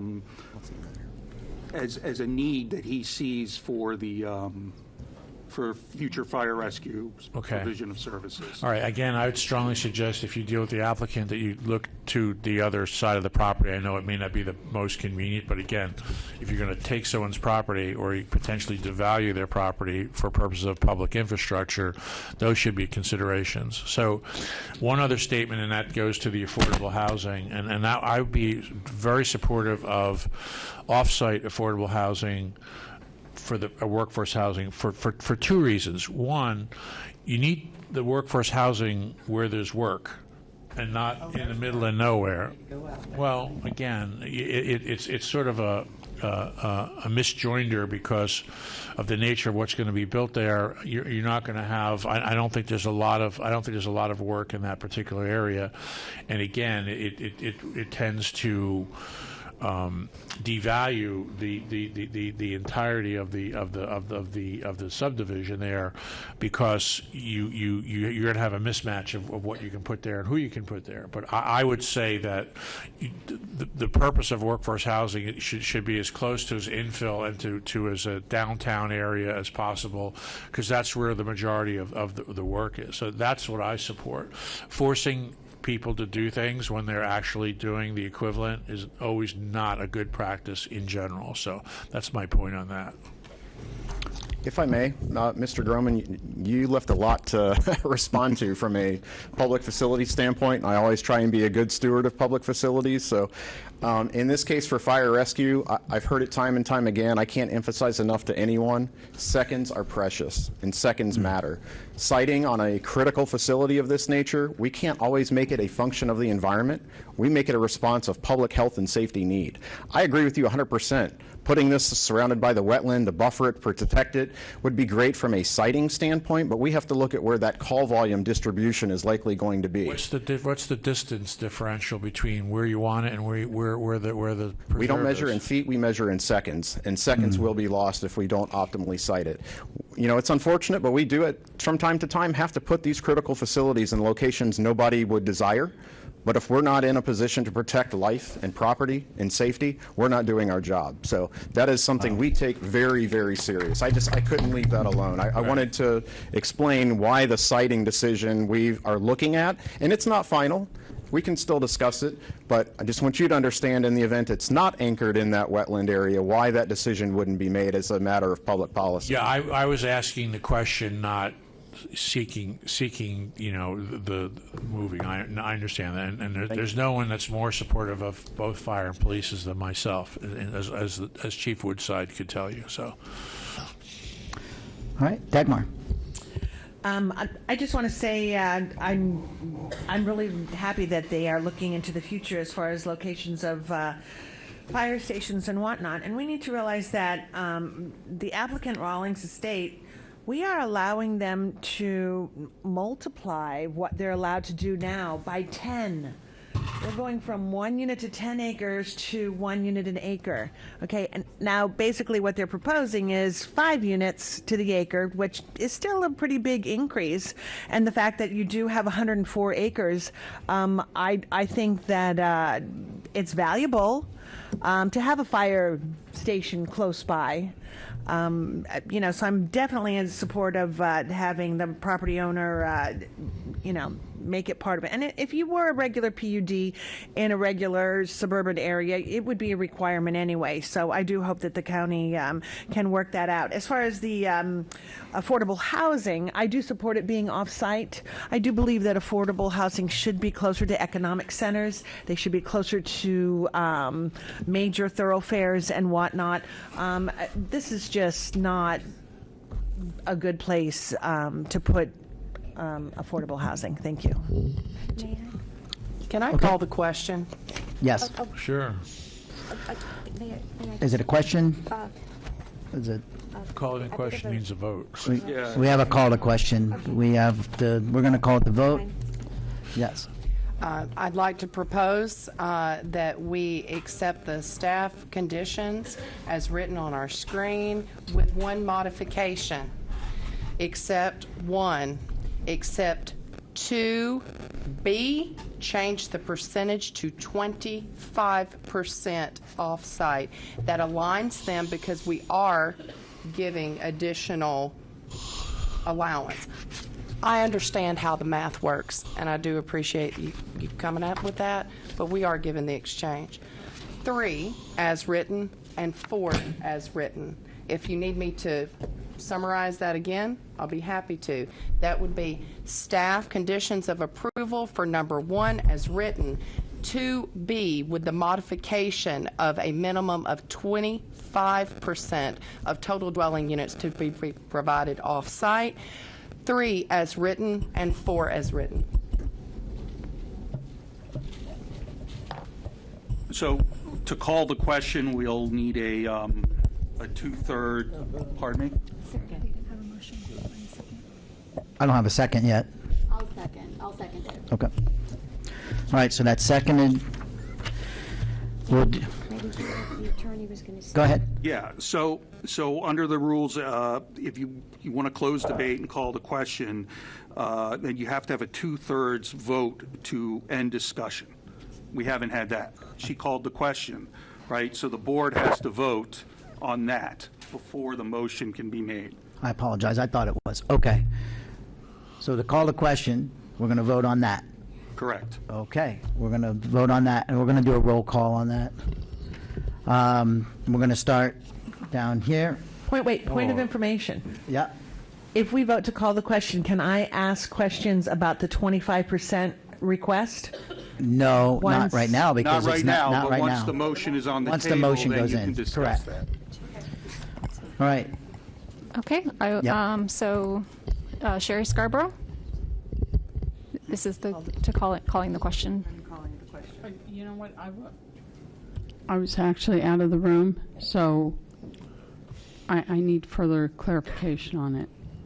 So Commissioner Larson is calling the question. So what that means is it cuts off all debate, and if 2/3 of the board agrees to call the question, then she makes a motion that then becomes a motion on the table that then becomes discussable and votable on, if it's seconded. So no. Okay. Priscilla Aldas? Yes. Brian Stenberg? No. Rick Stopik? Yes. Angela Van? Yes. Kylie Harper Larson? Yes. Serge DeHady? Yes. Glenn Groman? No. Dagmar Bras? Yes. Michael Cuevas? No. And Barbara Roth? No. And John Carr? Yes. 1, 2, 3, 4, 5, 6, 7. 7 yeses. 3, 4, and 5 noes. So we needed 8 votes to get to call the question, so the debate continues. Okay. So let's go back to the drawing board. So, yes, Yeah. Barbara, you can make your comment. Yeah, thank you. There was a statement by a fellow commissioner earlier referencing reduction in value of lots simply because of their location closer to a fire station. From my experience, and very specifically in the Ag Reserve, where we desperately lobbied and are thrilled to be getting Station 49. Thank you, Fire Rescue, Eric McClellan, and everybody else involved. We hear so frequently about those homes along Lyons Road of very high real estate value. They have not dropped one bit in value. In fact, just the opposite. The sense of security brought to those communities south of Boynton Beach Boulevard on Lyons Road, because Station 49 is now running as a temporary and a new facility is being constructed. Just the opposite has happened. People feel more secure about being closer and having faster response times. So I just felt that needed to get on the record in support of facilities, operations, and management, and our fire rescue people. Yes, Glenn? You know, just to follow up on my prior comments, I have no objection to the siting of fire facilities. As a matter of fact, a fire facility that's close to your location reduces your insurance rates significantly. That's how they measure insurance rates, so that's a good thing. My commentary was based on the actual location of the fire station and whether it needed to be where Mr. McClellan thought it should be, and then I understand that it's more conducive to being in that location than another location. So, but the problem was that it also was on the hard corner of the applicant's site plan. Just comments based on my understanding of the situation. But I still support the off-site affordable housing. All right. So I don't see any. First of all, thank you, County Attorney, for I'm helping sorry, me with that. one more thing. Yes. So my understanding of the ULDC is that the workforce housing requirement under the ULDC is 10% for single-family homes and not because and that it's 25% related to multifamily. So I don't know that we can also uniformly or arbitrarily decide to change the ULDC versus single-family homes. Is that correct? So no, you can't change the LDC, but again, you can recommend more than the minimum. And just to note also that the lower range that I had said was for the lower range. This goes all the way up to the higher range at 140% for workforce. Once again, we're talking about workforce housing. That goes up to 140,000 approximately, I can tell you. Right, there's 4 tiers. Yes, so you're looking at 145,600 for the household income. So it is not affordable. Once again, that may be more dependent on mass transit, and though there are less opportunities for jobs in the rural area, but I just want to make the distinguish between affordable versus workforce. So workforce is your neighbors, you and I. Yeah. And if I could, I would like to clarify the 10% for the single family. It's related to comp plan amendments, so it's something that was directed by the board. I think it was in 2018.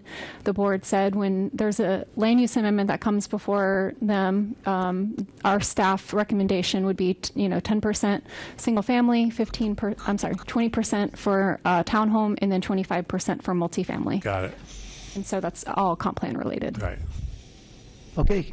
Seeing no other questions, do we have one more question? Since we've been granted some additional discussion time, I think it was important that our new planning director pointed out that it's a minimum, and many times we make recommendations that are loudly heard by staff, which I'm very thankful for, and also our commissioners. And I think we need to realize our role in that influence. We are both protector, but we are not enforcer. That's there. But we are protection. We're the preemptive, and we should be asking the difficult questions.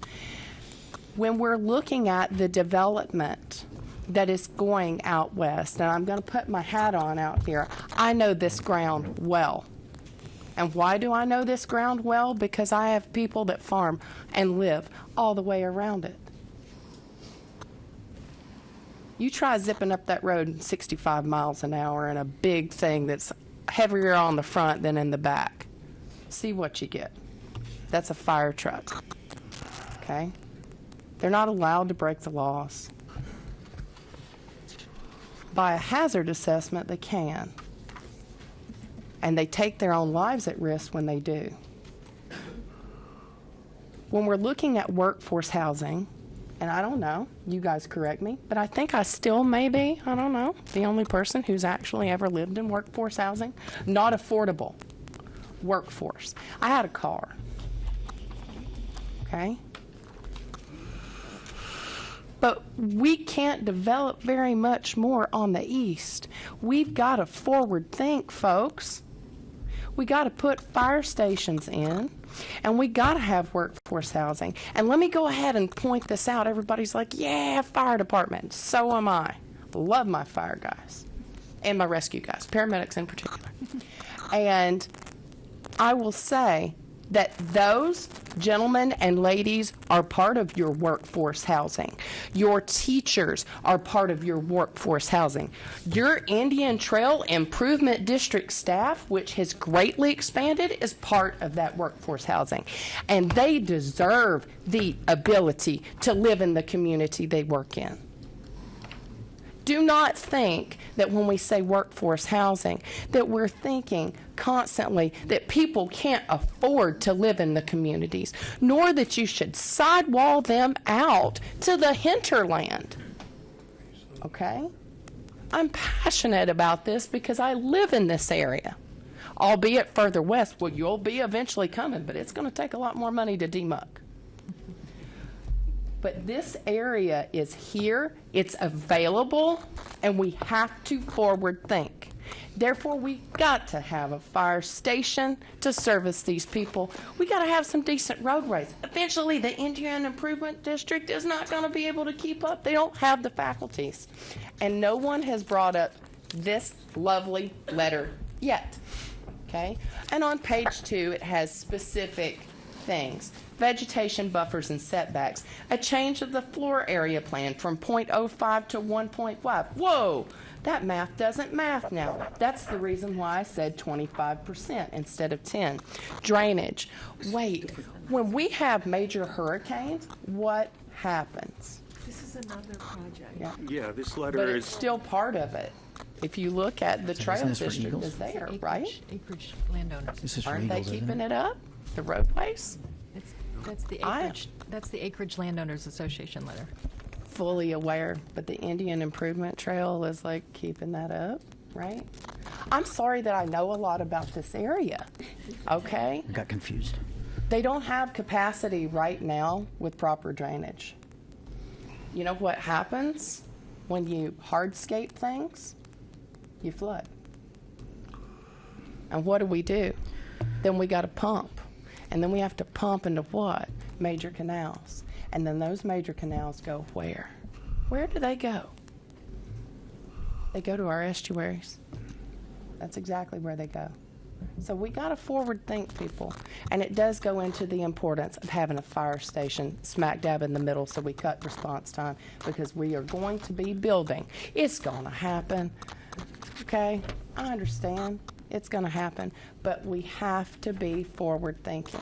So that 25% workforce, the ability to make sure that that fire station is prioritied in there, is needed. And I invite the rest of the board to spend some time cruising the roads that are paved and the many that are not in that area as you look at future motions that come before you. It is going to be imperative. If you've hardscaped the East Coast, we need to be smart about what's happening in Central and Western Palm Beach County. All right, thank you. I think she wants 25% on. All right, we're going to call it to order. You have a question? Or I have a because we comment. Go ahead. My question was for staff. You said that the 10% usually do for a single family and 20% for townhomes. So as opposed to getting 5 single families, which I understand is important, which is going east where she's correct, we run out of land to put them there, but was any thought for townhomes? Oh, for the site? If you're asking if... No, I'm saying sorry. staff made a recommendation to do 10% for single-family homes, and there's 20% for townhomes. Was there, because they're building single-family homes, you made the recommendation for single-family homes as opposed to townhomes? No, I think really what the applicant, Mr. Backman, was saying is if they choose to do an off-site and they don't want to do a single-family off-site, they would have to deliver 1.5 more units off-site for multifamily. But on this site, there is no consideration for townhomes, so staff's recommending just the minimum 10% on-site single-family home to be workforce. No, I understand Yeah, about the but- 10% on-site. My question was, in your conversation, you said if they do townhomes off-site, it's 20%. No, it's the only, it would be 20% if they were doing townhomes on site. On-site, Yes, okay, I apologize. okay. Right. okay. Call to order. We're going to entertain a motion. I'll move to approve, subject to conditions of approval 1, the applicant proposed workforce housing 2, number 3, and number 4, which is the fire station. Second. Oh, sorry. Go ahead. Okay, did you get that, staff? Yes, thank you. Okay. All right, we're going to do a roll call vote on this one. Okay, Sherry Scarborough, Yes. Marissa Laldas, Yes. Brian Stenberg, Yes. Rick Stopik, Yes. Angela Van, No. Kylie Harper Larson, No. Serge DeHady, Yes. Glenn Groman, Yes. Dagmar Bras, Yes. Michael Cuevas, Yes. Barbara Roth, No. John Carr. Wait. Yes. Can I? Oh, I'm sorry. I thought we were voting on the entire thing. I would like to change my vote to no. I'm sorry. I apologize. I'm sorry, John Carr? Yes. Okay. All right, motion passes 8-4. All right. Thank you, everyone. Moving on to the reserve at Eagles Landing. What? You want to? We'll do it at that. Reserve at Eagles Landing. Could I have the applicant come up to podium 2, please? Good morning. For the record, Josh Nichols with Schmidt Nichols, representing the applicant this morning. Thank you, everyone, for being here, too. I know the last couple of days have been a little stressful with the storm, so I do appreciate you making it out. So, again, this is the reserve at Eagles Landing, and we'll go through. We have a future land use amendment and as well as a tier change. So we'll go through those two components. So again, the large-scale future land use amendment is required for any properties that are going through an amendment over 10 acres. So this is 26.24 acres. The existing future land use is rural residential 1 dwelling unit per 10 acres, and we are going to LR1. This is also a tier change. So, do you mind speaking more into the microphone, please? Absolutely. Thank you. Yep. And we're also going through a tier change from the rural tier to the urban suburban, and I'll go into that in detail as well. We do have companion zoning applications that are in the process right now from AR, which is the current zoning district, to RS to accommodate single-family lots. So again, going to the project location, so this is just west of State Road 7, 441, on the south side of Lantana. Lantana Road, west of 441, is a local residential access street. So again, which makes sense for what we're proposing with the single-family homes. Currently, it is a active row crop, but it's not very efficient how it's laid out. It's a long, narrow, and doesn't really it's not very conducive to agriculture. Plus, the roadway that it's on is again more conducive to the single family. So that's what they're looking to change that to. So to our north is single-family residential, larger lots, which is consistent with what we're proposing. You have to the northeast, you have. Does this have a? Oh no! Oh, okay. It works. And then we have thoroughbred. To our northeast here, those are single family. Those are actually 0 lot line lots. There's actually a remnant industrial parcel here that is currently being utilized. We have an agricultural parcel here, and this is a gas station approval here on the corner, which is commercial low. Everyone probably has seen the cell phone tower sites to the southeast here fronting on 441, and then a large agricultural nursery to our south.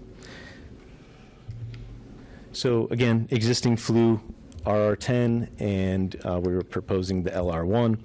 What I think is interesting, we've talked about this site for many years in that it's been known actually in our office. We call it the hiatus piece. So if you look at how sections were laid out in the county, they're 1 mile sections, and that's what sets up the township section and range.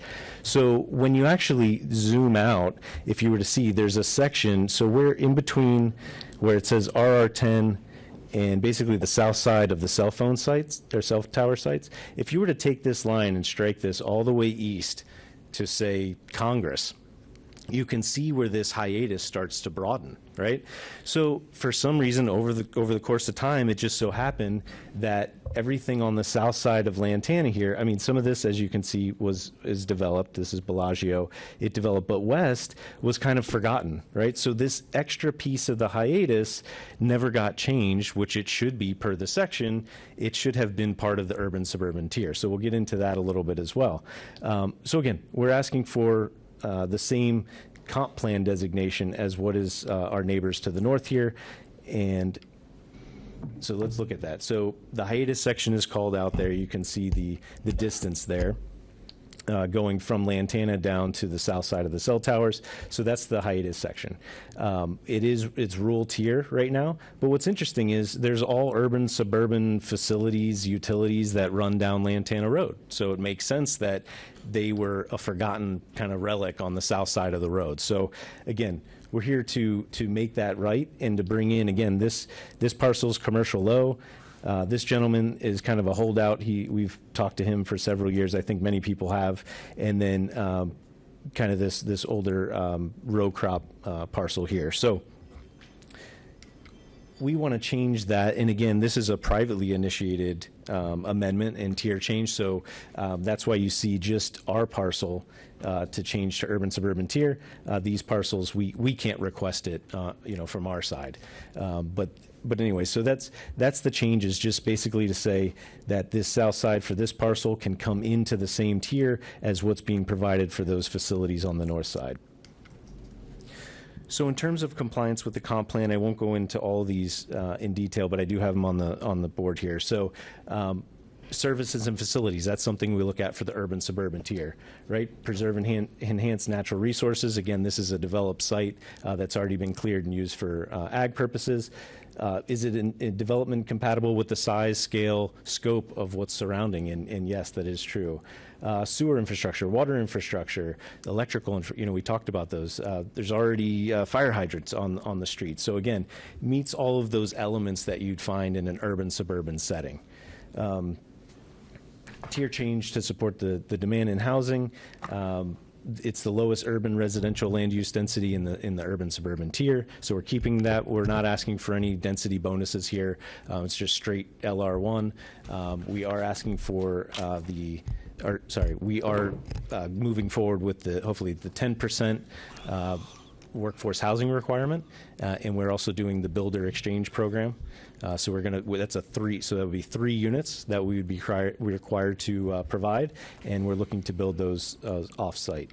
And I'll show you kind of a concept site plan. I know we're not here for the site plan, but it does help to see what are we going to be proposing. So here's a couple of the outreach. So we did do a Zoom meeting with Lago del Sol, and I think we have a couple members of Lago del Sol with us this morning. And they were generally accepting of it as it matched, kind of what their development is. So this is just a subdivision plan concept of where we're at. We just submitted for the zoning side of it. So these lots, again, 26 acres, 26 lots.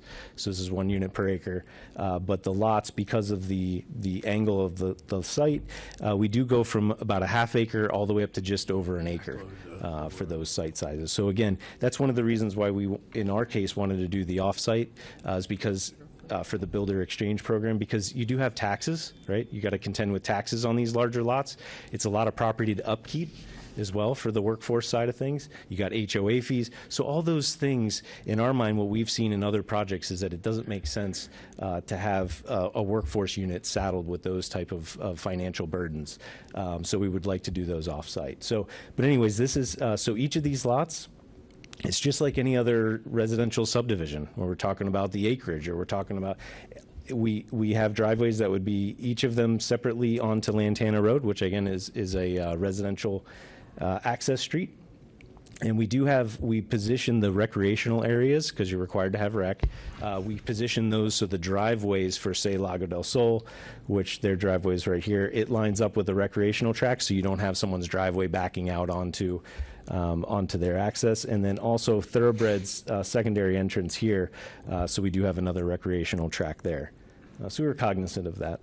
And this is just kind of a rough example of what those houses would look like on these properties. So it's about 300 feet deep and about 150 feet wide. So pretty nice size lots for the area. You don't find, mostly what you're seeing in this specific area of the county is a lot of 0 lot lines or the small, minimum 65 wide lots. So we're excited to provide a different type of housing stock in this part of the county. So I know the county planning staff will be doing a presentation, but again, this is part of their assessment in the approval of the project, or recommendation of approval, and we're accepting of the conditions with obviously the option to do the builder exchange program. And with that, be happy to answer any questions you may have. All right, thank you. Can we see staff presentation, please? Yes, sir. Mr. Travis Goodman could also be presenting for planning. Great, thank you. Again, for the record, Travis Goodson with the Planning Division. So as you just heard, this is a future land use amendment and tier change request for a project known as the Reserve at Eagles Landing. And briefly, again, this is a 26-acre site located along the south side of Lantana Road, about a third of a mile west of State Road 7. It's currently within the rural tier, and the applicant is requesting a tier change to the urban-suburban tier, in addition to a land use amendment from RR10 to LR1. The zoning application currently in process proposes a rezoning from AR to RS, single-family residential, and includes a preliminary subdivision plan for 26 single-family homes. For background, we wanted to touch on the managed growth tier system. The tier system was established in 1999 with the intent to recognize and protect community diversity across all the different areas of our large county.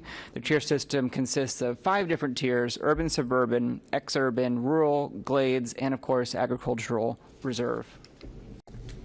The urban-suburban tier contains the bulk of development within the county and is expected to accommodate around 90% of the county's growth.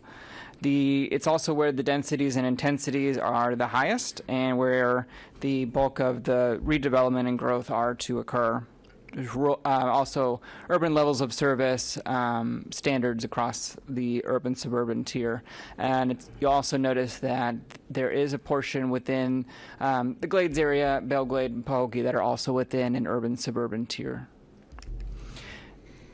And the rural and exurban tiers are pretty similar. They're generally to the west of the East Coast urban-suburban tier, and these are where agricultural and larger lot residential uses have existed and continue to exist. They occupy the bulk of the rural tier land area. And as was discussed in the prior application, the comp plan does have policies to help preserve the overall character of the rural and exurban tier areas. So all requests for tier redesignation are subject to policies in the future land use element. Policy 1.1b contains 2 mandatory criteria: that the site be contiguous to the requested tier and that a study be conducted considering a series of prescribed factors. Policy 11d requires the resulting tier change does not exhibit the characteristics of sprawl as defined by Florida statute. So this graphic depicts the subject site outlined in red within the rural tier, shaded in green, and the urban-suburban tier, shaded in orange, contiguous to the north and to the east. The applicant is requesting to change to the urban-suburban tier, as shown. That would be the new modified boundary line. Currently, urban-suburban tier. This slide depicts the current future land use designations in the surrounding area. To the south are parcels within the RR10 designation and are comprised of the remainder of the Lantana hiatus, as Josh had pointed out, and the Heritage Farms neighborhood further to the south. To the west, also within the rural tier, is the subdivision of Homeland with an RR5 future land use designation. To the north of the site in the urban-suburban tier across Lantana Road is the LR1 designation, and it is home to various single-family subdivisions, including Seminole Ranches, Lago del Sol, Thoroughbred Lake Estates. There's also a industrial and commercial low node on the hard corner at State Road 7. So regarding the tier change, staff's assessment has determined that the request meets the contiguity requirement, and the required tier study was conducted by staff. It is included in Exhibit 3 of your staff report in the packet today. The study evaluated the land uses, densities, and factors of consideration enumerated in the comp plan and concludes that the proposed tier change is appropriate. The study also recommends that redesignation of the 2 parcels to the east of the subject site, redesignation into the urban-suburban tier for those 2 may be appropriate in order to help prevent future piece-by-piece redesignation, and that the request does not exhibit characteristics of sprawl. As for the land use amendment request from RR10 to LR1, staff also finds the amendment to be appropriate. The LR1 designation is the lowest possible flu designation in the urban-suburban tier, and it is also the lowest designation necessary to achieve the applicant's requested 26 single-family units. The density and lot sizing of the proposed development is compatible with adjacent and surrounding uses, and the request is overall consistent with applicable comp plan policies. So conditions of approval, staff is recommending these conditions with the amendment. The first is to limit the maximum number of units, which is 26, consistent with what is shown on the concurrent zoning application.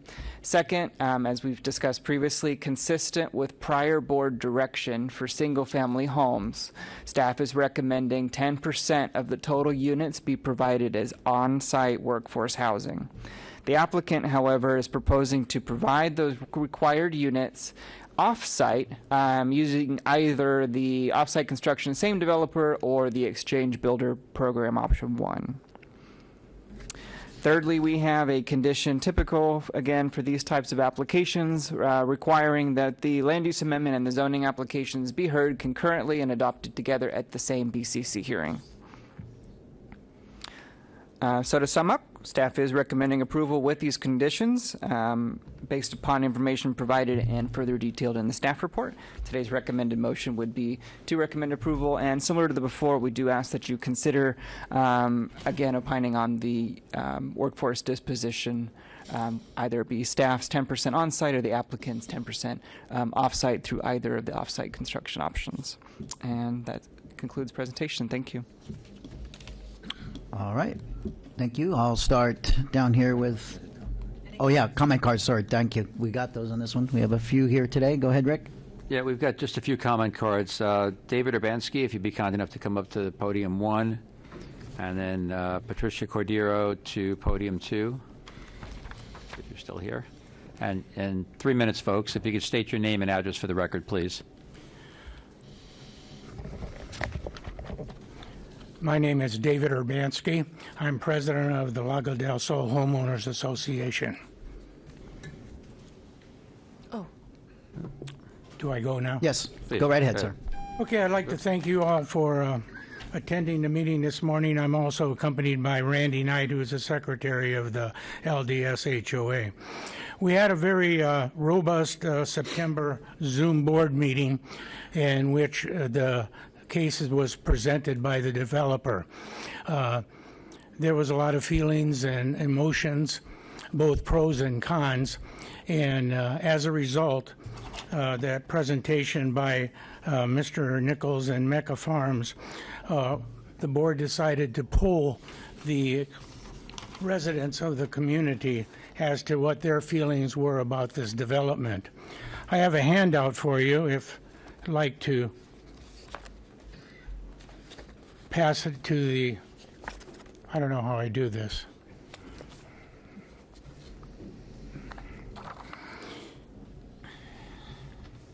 I'll allow the time for you to get a copy of it. You can go ahead and keep speaking because we have a time limit there. You have 2 minutes left, sir. Okay. The results of the poll taken by the board of directors of Lago del Sol, we have 28 residents. 21 of them approved the projected development. 2 were undecided. 3 had no response. 2 of those are owned by a gentleman that lives in Naples, Italy, so he hasn't gotten back to us yet. And there were 2 families that were opposed to it. So I know there were feelings and opinions, but you are presented with the facts here. Plus, the board unanimously agrees with the developmental plans. That's it. Thank you, sir. Great. Appreciate it. Thank you. Okay. And if we could have Jeffrey Cordero come up to podium 1 and Patricia Cordero, if you could state your name and address for the record, please. Yes, my name is Patricia Cordero. I live at 5748 Lago del Sol. David, thank you for coming here and representing the board. I'm just a resident there, but still want to voice my thoughts on what's going on here regarding the reserve landings, Eagles Landing. And thank you, Planning Commission members, for the opportunity to address this, because I'd just like to recap the contents of the email I sent you, inclusive of photos. I think you all have it. If you don't, I have a copy I can give to you that I have here with me. But I just do want to say that we do acknowledge the proposal of the 1 acre lots is appealing. We do like that part. And shifting the zoning in this manner aligns with the character of the community and helps mitigate the overcrowding to urban sprawl. We're in agreement with all of that. However, we must address some significant concerns, specifically the driveways onto Lantana Road. As he demonstrated there, 26 individual driveways. In addition, opening directly onto Lantana, which could pose severe safety risks to pedestrians, cyclists, and drivers alike. Currently on the road, it's a busy thoroughfare, has a speed limit of 45, contrasted to the 15-mile-per-hour limit within the communities, as of Lago del Sol or Thoroughbred, and et cetera. So that's a big difference of driving, at a slow rate through versus all of a sudden coming out of a driveway and taking off, and 26 individual exits onto that road. Also, the delivery and service vehicles, it could increase parking on Lantana Road for each one of these individual houses, placement of the garbage cans and recycling bins outside on the street. That's what happens right now in our community.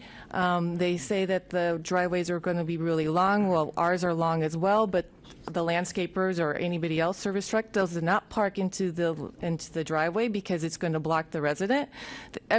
All of the services park on the main road while they're doing whatever service they're providing.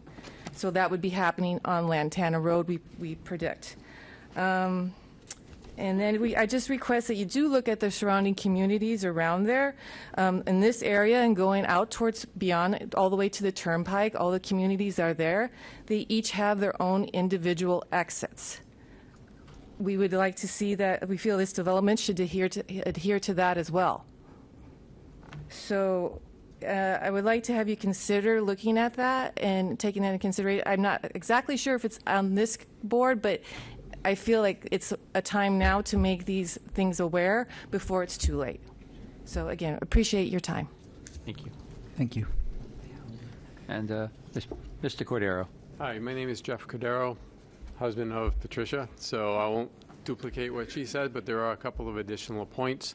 One of them that is a concern, sorry, not the name of the road. There's a road called Sir, could you speak closer to the mic? We can't hear you. There's a road called Metzler Drive, which is in Homeland, I believe, and it's on the west side of the Lantana Road, that right now opens up into a dirt road. If Lantana is continued, there's a concern that there will be a throughway all the way from Homeland out to 441, which would increase traffic significantly, and we want to make sure that that isn't the case.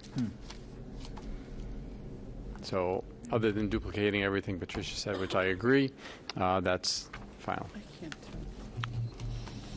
My husband's time, and I forgot to mention, though, also on that road right now, there is a good amount of racing. I think in the photos that I sent you, you'll see that there's racetracks. So any more, addition of expansion on the road or this, going out straight onto it could be a detriment. Great, thank you. Thank you. Is that it for comment cards? That's it for comment cards on this item. All right. With that being said, I'm going to start down at this end this time. Can I have a question to staff? What is? I guess not. How does Homeland get out? What is their access point? They connect, it looks like, to 50th Street North, which is much further north of that's shown on the screen. I think I have that on there. 52nd, please. Okay.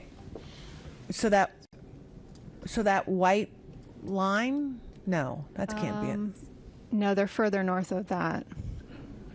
So Homeland, which I hear is quite substantial, even though it's lower residential, where We'll try to get. so they do not use Lantana Road. Nobody from Homeland uses Lantana Road to get out. I Okay, don't believe so. Thank you. Okay. Michael, do you have any questions? No, none at this time. Brian? My question is for the applicant. And with respect to the 10% workforce housing question, you mentioned that it was the applicant's desire to not burden workforce housing residents with HOA dues expenses. I noticed on the preliminary site plan that, or the illustration of what it could look like, that all the driveways enter onto a public road, and I didn't spot any common elements. Are there common elements to this? There are, and we didn't get into the detail on the site plan in this meeting, but there is a 20-foot landscape buffer along the 3,000 feet on the south side that has a wall that's required.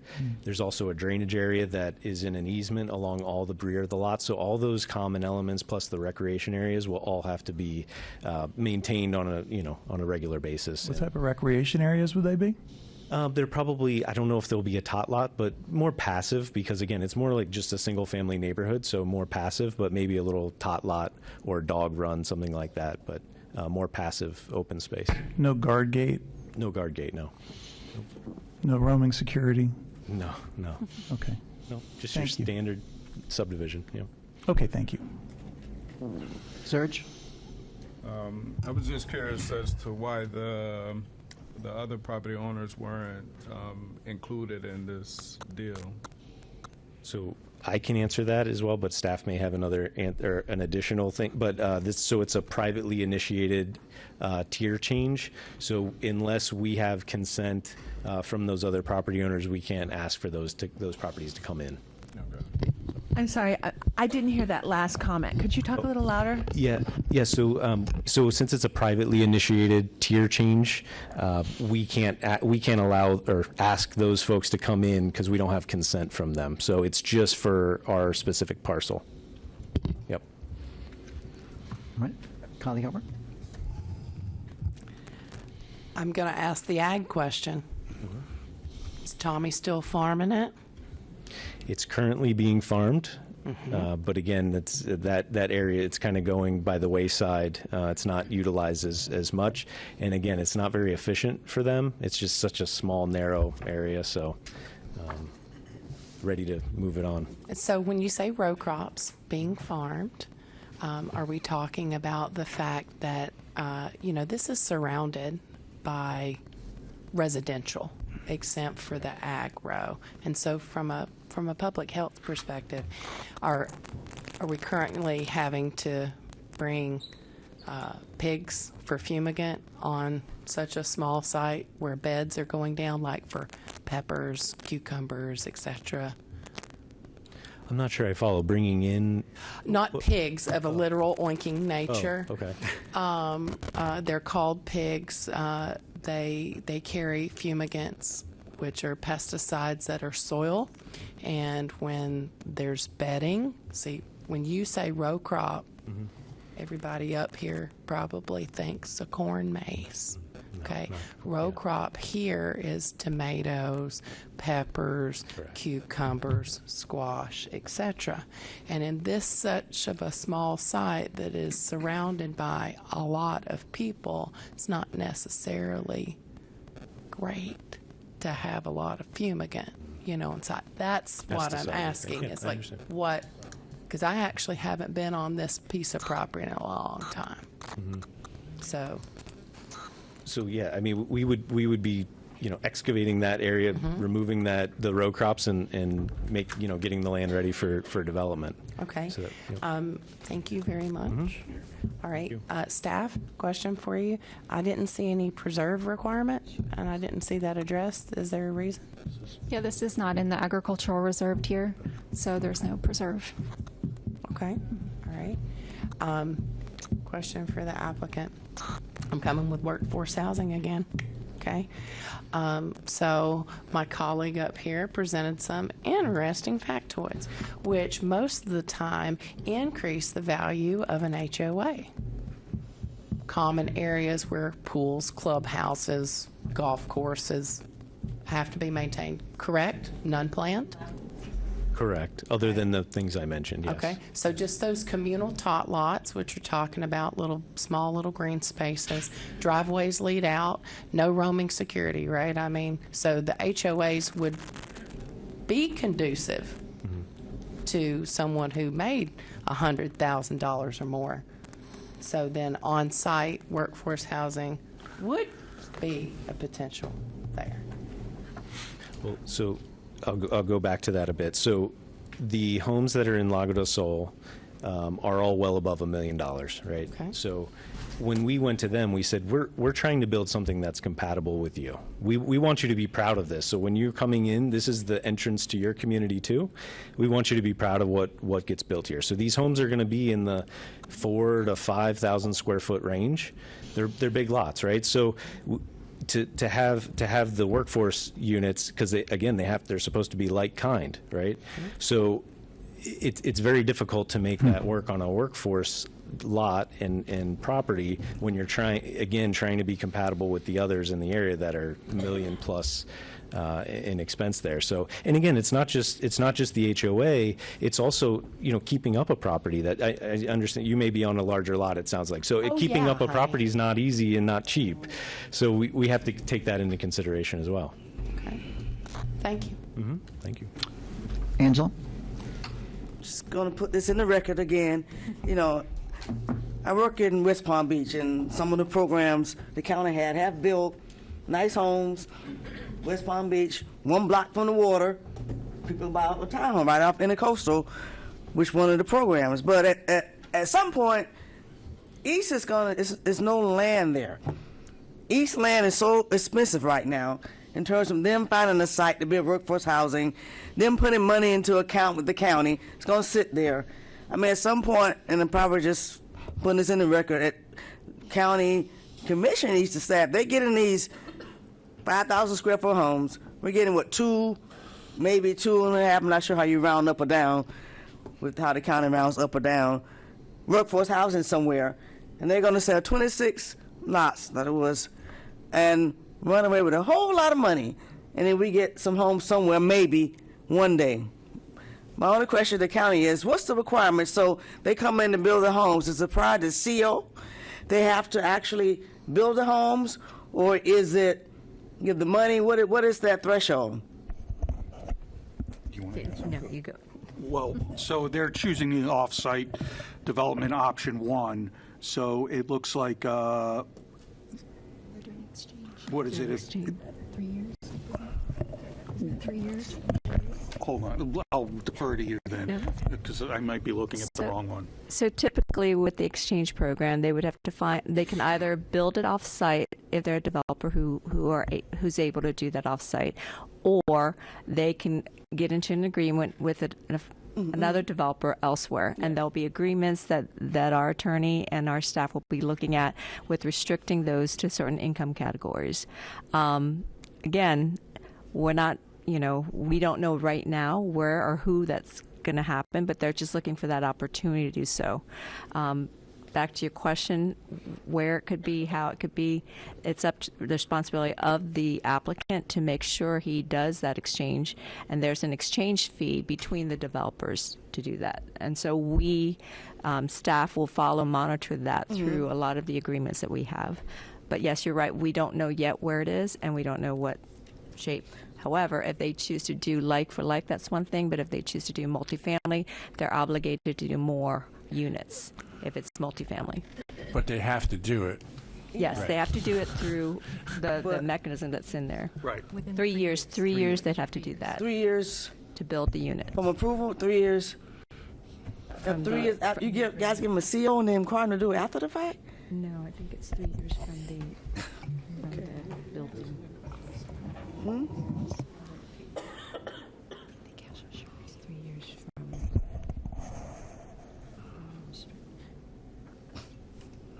We need Maria Bello. Right. Yeah, unfortunately, we don't have Marie here. All right, we're going to move on to Rick, and then when you guys get the answer, you let us know. Okay. Rick, any questions? Or, I'm sorry, Angela, did you have any further questions? Sorry. Yes.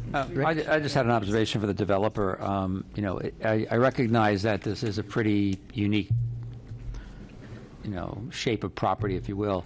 And I do respect the concerns of the two folks that spoke in opposition. Is there any way, and I've seen other areas in the county, older developments, especially down even in the Broward area too, where, having 26 homes backing out onto a main thoroughfare, that's fairly dangerous. That is an issue for concern. While overall, I think the project is a good project, I think, I don't know if you give any consideration or thought to some way of either creating either a service road along that north edge where driveways can empty into that service road, and then there'd be 1 or 2 points of ingress or egress. Or if that's not feasible or practical, then maybe there's some way that each of those individual home sites can have circular driveways or some sort of turnaround within the property. So at least if they're coming out onto Lantana Road, they're coming out face first and not backing out onto the traffic line. Thank you. That's a good observation. We've been looking at that quite a bit as well. The service road that you're talking about, so unfortunately it can't just be a service road. It has to be, because that then creates the frontage for the lot. So then it has to be a 40-foot wide sidewalk on one side, valley curbs and gutters. So we did a rough run on that. It's about $1.2 million for that stretch. So it becomes quite expensive to put in that service road. Plus it takes all that land out of the lot, right?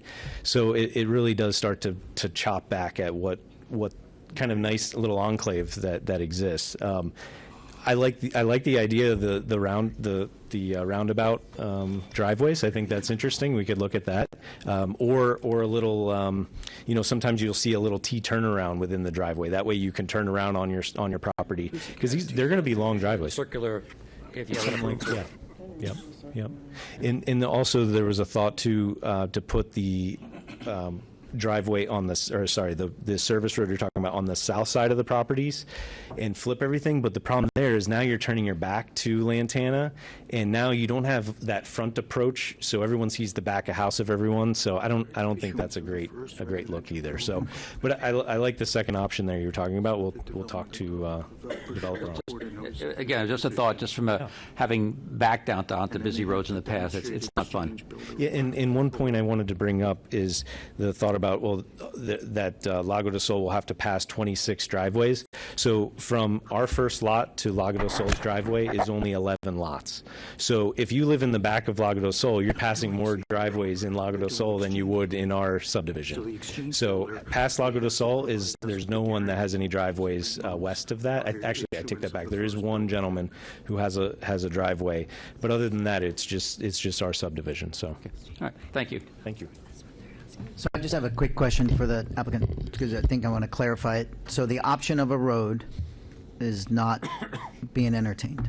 Not unless if we had to put in that road, we'd have to up the density to be able to support it. Okay, thank you. Go ahead, Barbara. This location is literally my side yard. Josh and I have spoken about it. I am just to the east across 441, and as such, I've been a bit of an advocate for that area to the west of 441, specifically Thoroughbred Lake Estates, which is across Lantana Road. So for those of you who have not been on that section, when you cross 441 heading west, you are on a way different Lantana Road. And Josh and I have talked about it. It's night and day. It is not... yes, there is speeding there. I heard somebody, mention that before. That whole area, we have asked for there, and late at night, the sheriff's department is well aware of it. But it is certainly not meant for speed. It floods regularly. Again, Josh has heard me on this. I have 2 messages from residents in Thoroughbred, because we worked with them a number of years ago. Some of you may remember Equine Waste Recycling facility, one of my favorites. And that was supposed to be further west in Wellington, and Wellington didn't want it. So they said, well, let's push it way over as far east as we can into that suburban Lake Worth area, which was right behind the rear exit of Thoroughbred Lakes, where they have their school bus stop. So in terms of people transversing, the school bus goes in there. There is a school bus stop. The thought of equine waste recycling in what is really a very flooded road. Generally, you don't have to have a hurricane. It just doesn't drain there. So those of you who know Lantana Road heading east from 441, this is not that Lantana Road. So and I've spoken about this for years, and I ask on the record, somebody needs, I don't know who and where the responsibility will be, to upgrade and grade that portion of Lantana Road for proper drainage. It's not good. And then the other request that Thoroughbred has had for years, when you get to the corner, cars facing east on Lantana, they're sitting at a light at 441. They can make a left turn, or they can go straight or make a right. If there were a dedicated right turn lane there, and Thoroughbred's been asking that for years, that would clear out traffic much more quickly for those people who just want to go south on 441. So I will support this project. I think it's a good use, and I think if the road's in better condition, having those 26 egresses is not as much of an issue. The way Lantana Road is now, it's not good. Please consider that somebody, when it gets to zoning or to the county, and also a dedicated right turn lane heading south. Thank you. Thank you. Larissa, any questions? No. All right. Sherry? I wanted to talk a little bit about the workforce housing off-site.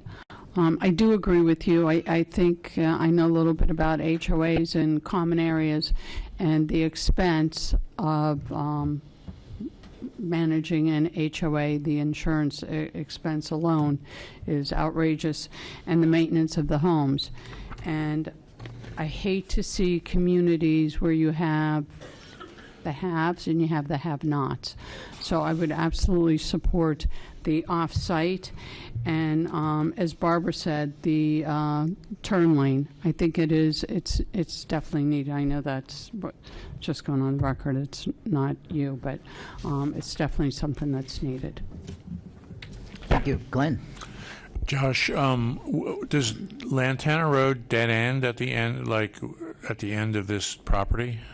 It does. I'm glad you brought that up. So there's actually a dead end, and there's a canal on the other side of that dead end. Also, 3 or 4 residential lots on the other side of that. So there's no hope of Lantana Road ever being extended further west. That is correct. So when we finalize the site plan, it's going to have a Y or a shunt or some sort of dead end there, and there'll be a barricade at the end, so it will not go through. Yeah, I have no problem with the driveways on Lantana Road. This is a pretty rural area, as previously been mentioned, and you can go to Boca Raton and see hundreds of homes on Palmetto Park Road or Camino Real, which all front major roads this road will never have the traffic that they have. Plus the fact, if you see the fronts of the homes, which presumably are going to be very nice, that's going to make the whole area nicer. And again, it's interesting because, and thank you to the Lago del Sol Homeowners Association, because it's interesting. Usually when people take polls or surveys and whatnot, you usually don't get this much support. Usually sort of you get nothing, or it's 50-50. So I can see this considerable support support. And I think that this development is a good use of that land, and more than likely, if you build what you say you're going to build, it'll increase the value of everyone's homes in the area, because that's typically what happens when you have a new development. People come and they look and I can't get in here, but what about this place across the street, and as opposed to just a vacant piece of land. So I'm fully supportive of your application and workforce housing being off-site. My issue is as long as you have to do it, you have to do it, so you know it's going to get done, and the county's going to make sure you're going to do it. So that's my 2 cents on that. My concern was the nursery that's directly to the south, but I have it on Google Earth, amazing thing. And they basically have their own access road that leads all the way out to 441. So there's really no reason. I mean, I'm not thrilled about all the driveways directly on Lantana Road, but this is really not a highly used road, and the fact that we have an HOA across the street that supported it, I am in favor of this project. Thank you. Okay. That's everybody. If there's no further discussion, I'll entertain a motion. May I? Oh, that's correct. Are we ready, County Attorney and staff? Yeah. So the options are, if the developer builds off-site, then they're essentially, before they get 50% of their COs for the subject development, they have to have 50% of the workforce done, and then I don't have it in front of me. So, and if they have to have all the workforce units done. If it's on-site developer, they have to have that completed prior to the 85% of the building permit for the development is issued. So that's for the on-site. So there's the option. That's for. Same developer. I'm sorry. Same It's developer off-site, but the same developer is doing it. If they use the exchange developer, then the county will get evidence of site control and all the contract documents, plus a bond in the amount of the in lieu fee, and they will have 3 years from that date, which is prior to issuance of first building permit or DRO approval, whichever is earlier. And then if after those 3 years they have not finished with their off-site, the exchange off-site units, we can either cash the bond or we can extend the time period. How many times have you extended? I don't believe there's been a situation yet where we have. Thank you. Great. Barbara, did you have one? Thank you. Do you have another? All right. There's good. Oh, go ahead. But we haven't done it yet. So. No? Okay. I move to approve this proposal with the conditions based on the report. Could you clarify if you're choosing the staff or the applicant proposed number 2? I'm sorry. With the conditions of approval, or let's see, with the 10% off-site, which is number Two. Applicant proposed 2. to applicant. Thank you. Okay. And Verissa seconded it? No, Sherry. I have a Sherry Scarborough. Sherry seconded it? Fine. I'll get it right. Staff, did you get that? I did, thank you. All right. We'll go ahead and do a roll call vote. Okay, Sherry Scarborough. Verissa Laldas. Yes. Brian Senberg. Yes. Rick Stopik. Yes. Angela Van. Yes. Kylie Harper Larson. Yes. Serge DeHady. Yes. Glenn Groman. Yes. Dagmar Bras. Yes. Michael Cuevas. Yes. Barbara Roth. Yes. John Carr. Yes. Okay, passes unanimously. Okay. All right. That takes care of all the public hearing. Now on to our regular agenda. So we have one item on the agenda, and well, actually, no, I take it back. We have 2 items on the agenda, but the privately proposed text amendment initiation, and we do have the letter. Did everybody get the Acreage Landing owners letter? And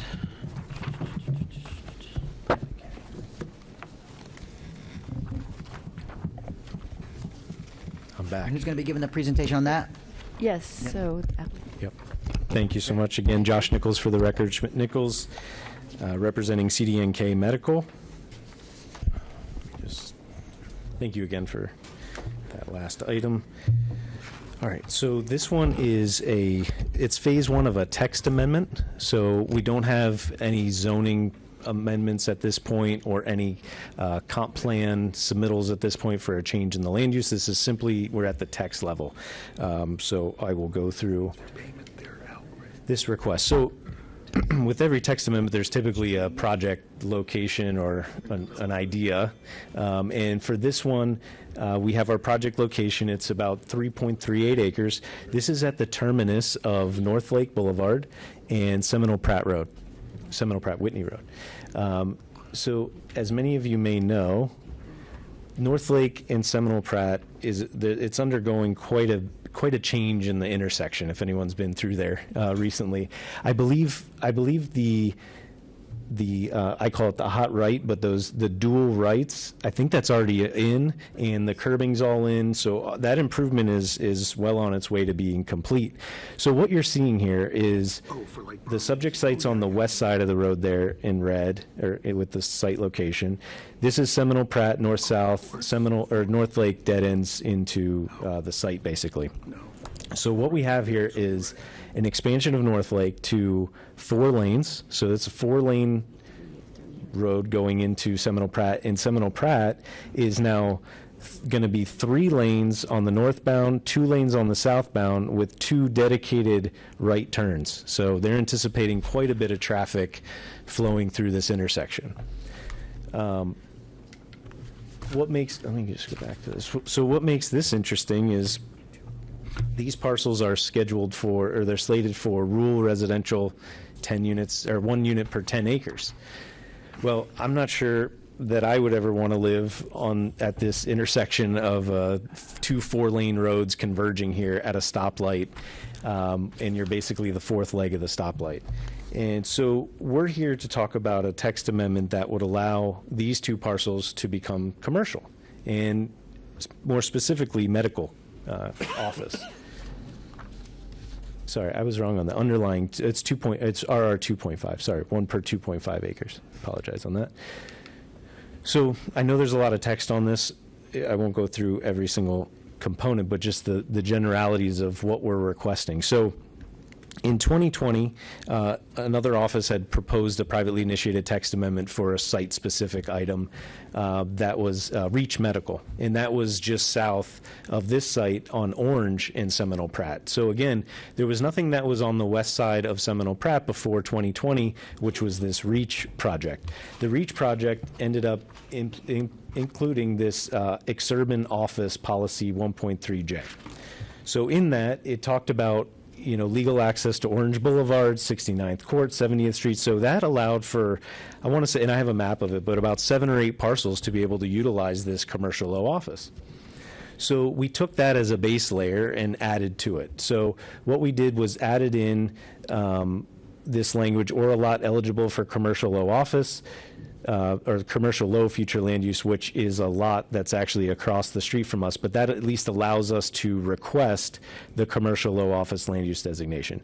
We also added here in B, or is located between 90th Street North and 91st Place North. So that's our parcels, right? So again, very specific to this site, which is required, again, privately initiated, so it's got to be specific to our parcel. These other items stay the same, has a lot depth no greater than 300 feet west of Seminole Pratt, so we're in line with all of those. As far as the design requirements, so there's some pretty strict design requirements that the CLO, in this exurban office allows. So 50-foot building setback from residential property line, so we would be meeting that. Minimum 15-foot landscape buffer along all residential property lines, so we would be meeting that as well. We have to preserve 25% of existing native vegetation on site, so a pretty big swath of area dedicated for native vegetation. The building front facade and primary entrance shall not face Seminole Pratt Whitney Road. So basically, you could either do it on the side or have the rear of the building facing Seminole Pratt. I think it'd probably be more advantageous on the side, but anyways, we'll have to comply with those. Now, here's one of the major ones that we're asking to change is right now, the Reach Medical, it was a very boutique, tiny little medical office. They were asking for 0.05 FAR. Now, the comp plan for this area would otherwise say 0.2 FAR. So we said, well, we know we're not going to get to 0.2 FAR, and I don't think there's a need to go to that anyways from a physical standpoint and also for our ask. So we're asking to go to 0.15. So we're saying for our 2 parcels that we'd be able to go to 0.15. Now, just from straight mathematical equation, that's about 20,000 square feet on this site. I don't know that we're going to get to that number. Again, we haven't done the site plan. We're not in for zoning. This is just the text. But we wanted to have that ability. And one of the things that has been brought up when we spoke to ITID, when we spoke to acreage landowners, is drainage. Drainage. And so what we're likely to have to do, and which the owner of this is Dr. K, he's already looking for other off-site properties to have to offset with this. Just to give you an example, we did a daycare a block or 2 north of this, and for their expansion, they actually had to go buy 2 other lots within the acreage to balance out the drainage. So it's not something that's unusual. It's pretty common here as we move forward with any type of development in this area. So he's actively looking for other parcels to offset that drainage. So again, we don't know that we can get to 0.15, but we wanted to have that flexibility because we need to get this in the pipeline before we start the site planning. The last note on the bottom is just a separate reference back to properties are maximum 0.05 unless specified otherwise. This up top would be the specified otherwise. So let's keep moving to the graphic portion. I know the text can get a little daunting. So what we're trying to establish are commercial nodes. Right now, we have a commercial node at Seminole, Pratt, Whitney, and Orange. And as you can see, these existing commercial low on the east side. And then every one of those parcels on the west side is available to utilize this code that we're talking about. And it's actually already established. So that's the first node that was created. And we're looking to create another node at North Lake and Seminole, Pratt. So let's look at that a little bit further, zoomed out, and how it fits into the region. So at the bottom of the screen, you have, this is Seminole Pratt that runs up through the middle here. This is Orange, and this is North Lake. So really, there's only 2 major roads, I guess you could say, that come in through the acreage area. So our first node is a newly created node in Westlake. So that's kind of our first node along Seminole Pratt. Then you move up to this existing one in part, and also has the code and comp plan in place for the second. So that's at Orange. And then we're looking to just create this additional node. It's about 2.5 miles apart. Now, why this in our minds makes so much sense from a planning perspective is that, so I guess to back up, the doctor is one of the primary care physicians at Good Sam, right? So his office is at Flagler and Palm Beach Lakes. A lot of his patients live out west. So they're driving all the way from the acreage on our road networks all the way down to Flagler for him to be able to treat them. Also, the doctor's wife is a dentist. So she wants to open up an office as well as part of this, and so they can have a combination office, and not just them, but they want to have other pulmonology, other things that could be out in this part of the county that we don't have. Again, if we have a lot of rooftops out here, we have a lot of rooftops coming online in Westlake, and we don't have those services to provide to these folks. So again, I don't think this is going to be a residential lot in the future moving forward, but I think it can be something as a low intensity type use that can help the community. So public outreach that we've done. So we've met with ITID in August. We met with Acreage Landowners Association in September, and we were handed a letter this morning from the Acreage Landowners Association, and there's quite a few items in here. Again, just getting it this morning, I haven't had a chance to fully digest it, but I know that there's a couple folks there that would like to say something, so I would like to rebut after my time here. so we can kind of walk through some of those. And then we've also, the county's done their typical notice to 500 feet. So again, applicant's justification, I've stated most of these in generality, so I won't go through them all in detail. Staff is recommending approval of the initiation of the text. But again, harmony with surrounding neighborhoods, additional services to the residents, things that are needed in this community is the general theme. And again, with that, happy to answer any questions, and I would like to reserve a couple minutes to rebut after we hear from Acreage Landowners Association. Thank you so much. All right, thank you. Could we have staff presentation, please? Yes, Ms. Stephanie Gregory will be presenting for the Planning Division. Thank you. All right. Yes, so this is a privately initiated text amendment for CDNK Medical, and the subject site is shown here in red on the west side of Seminole Pratt Whitney Road. Consists of 2 lots totaling 3.37 acres and is located within the ex-urban tier. And the applicant is requesting site-specific revisions to the future land use element to allow these parcels to be eligible for the commercial low office future land use designation, and also to increase the maximum floor area ratio. So the comprehensive plan governs and guides the location of commercial uses in all tiers within the managed growth tier system. For the ex-urban tier, which is shown in blue, there are specific commercial location criteria which were developed in order to protect and maintain the character of the area. In 2019, a site in the ex-urban tier that did not meet the commercial location criteria for the CL flu submitted a text amendment to allow commercial low office in the tier, which was intended to blend into the area with a residential design and appearance. The board adopted the amendment in 2020, which was also known as Reach Estate Office, and the adopted policy requires site planned elements such as minimum setbacks and landscape buffers with enhanced screening for the portions of the building that is facing Seminole Pratt Whitney Road. It also requires the preservation of native vegetation on site, requires the front facade and primary entrance to not face Seminole Pratt Whitney Road, limits the floor area ratio to 0.05, and prohibits drive-throughs. Finally, the location criteria for the CLO land use designation is specific to Seminole Pratt Whitney and Orange Boulevard node, which allows all of the sites in Peach to be eligible. However, only one of the sites, which is shown in the bright red outline, requested and was granted the CLO designation. So due to that existing location criteria, the applicant is requesting to add an additional eligible location, which is confined to the subject site, specifically adjacent to the intersection of North Lake Boulevard and Seminole Pratt Whitney Road, and located between 90th Street North and 91st Place North. It also expands the design criteria to include a residential or rural appearance and increases the maximum allowable floor area ratio from 0.05 to 0.15.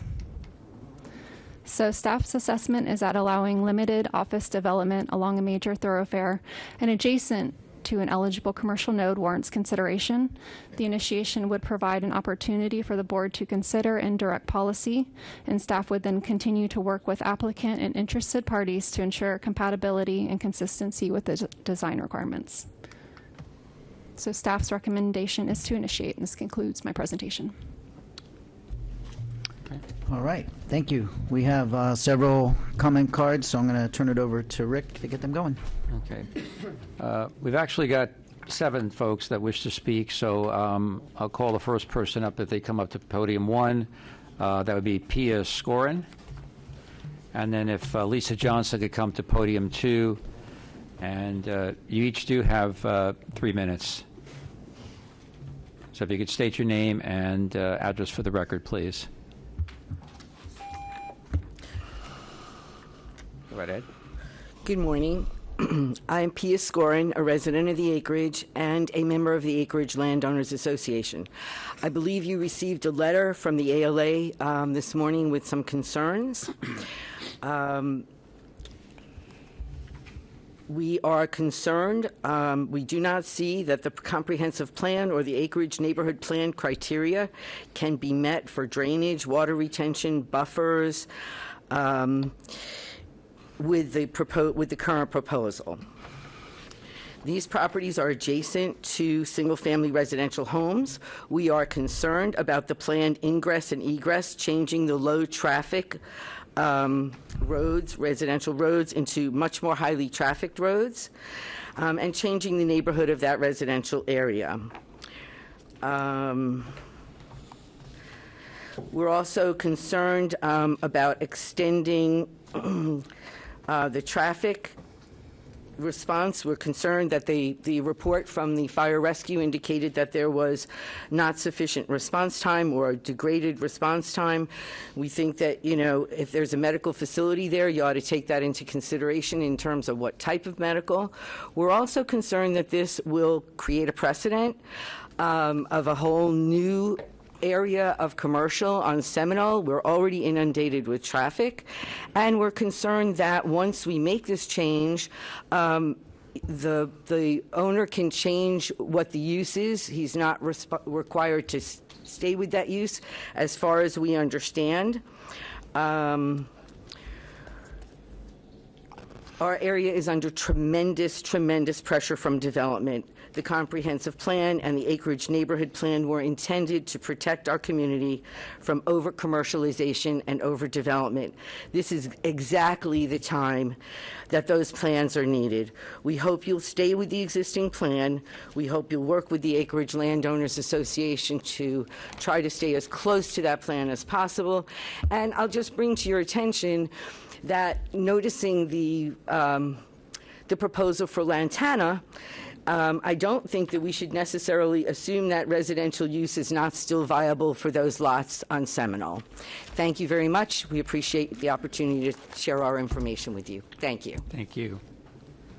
Okay. If we could have Brenton Humes come to podium 1, and Ms. Johnson, if you could state your name and address for the record, please. Hi, my name is Lisa Johnson. I live at 17856 89th Place North in Loxahatchee, and thank you for the Planning Commission and staff for all you do for us and listening to us today. The county worked together on a neighborhood plan with Indian Trail Improvement District. The neighborhood plan has always been 10 acres for commercial builds. Our overlay was 0.04 for properties we supported for the text amendment for transitional commercial at Seminole Pratt and Orange, not any other properties. The CDN medical technician is asking for 0.15 FAR, which is a 200 square foot medical dentist building on 3.38 acres. They didn't show you the picture they showed us. I have it on my phone. I don't know if I can screen share of what that would look on like with the parking on that area. I would like them to show that when they come back up. As presented by the CDNK at the ALA meeting, this is a mom and pop business. They said those words. A husband and wife, the husband's a doctor, the wife is a dentist, and they want to have a private practice. We would accept 0.05 at their location, 7,000 square foot transitional commercial, the same as we had at Orange and Seminole Pratt. This would allow for buffer, retainage, draining according to our 20% max build out on properties. That's building and paving, as per our water control plan. These are all single-family homes nearby that are one story. We would ask for that as well. Residents moved out to the rural area and do not mind driving for services. We have always done that, and that's why we moved out there, for that peace and serenity. We do object to additional traffic of 1.15 FAR, which would bring to our area. This will set a precedent, not only affecting 90th and 91st Street residents, but all the residents. Safety at this T intersection is a great concern. The additional traffic on Seminole Pratt slowing down our fire rescue and response time. As I said, this would set a precedent on all properties of Seminole Pratt, and if approved for commercial, we would like to stay with what we agreed on Orange and Seminole Pratt. Thank you very much. Thank you. Okay, if we could have Delia Lalkin come to podium 2. And Mr. Humes? Yes. If you could introduce yourself and give us your address, please, for the record. Yes, my name is Brenton Humes. I reside on 90th Street North, and I'm concerned about the problems with this construction of this building. First, I would like the applicant to let me know if there's going to be an entrance on 90th Street North. The traffic flow at the moment, moving from 90th Street with a left turn on Seminole Pratt is horrendous in the mornings. My second question is from the applicant, if a study was made of trip generation and trip distribution, and can the road accommodate these trips? Number 3, the drainage, where will it be storm sewers or the swales? And the traffic signal at North Lake and Seminole Pratt, I don't know what the plan is for this to be changed, but the flashing light at the moment would not help with the traffic flow. That's all I have to say. Thank you. Thank you, sir. Okay. And if we could have... We'll make sure we get your questions. We'll get him to come back up afterwards and get your questions at least answered to the best of their ability at this time. Thank you. If we could have James Shackelford come to podium 1, and Ms. Lalkin, if you'd state your name and address for the record, please. Sure. Delia Lalchin, 16070 91st Place North. I'm directly west of the proposed site. And I also own the other 2 lots west, okay? I just want to tell you thank you for this opportunity to speak about this proposed change. It's the first time I've been a part of this process, so it's been very interesting even to hear the cases before this one. I think it's important not only to look at the ULDC for the guidance, but to also hear the feedback, which I'm happy that you're allowing us to do now as neighbors and taxpayers and residents of the community. I would like to first present my personal opinion and point of view, as I will be directly impacted, as you can see, for the future land use amendment. I would like to caveat that I'm not an attorney, nor am I intimately familiar with any of the code or the idiosyncrasies of having this amendment be passed. I am the owner of the 3 adjacent lots west of 91st Street, on 91st Street North, to the proposed land use amendment. I purchased the first lot back in 2013 after carefully reviewing the acreage neighborhood plan, as it was in line with my husband's and I rural nature. We left our family who resided in Broward and commuted an hour to work each day just to be a part of this community. And we still do. My husband works in Pompano.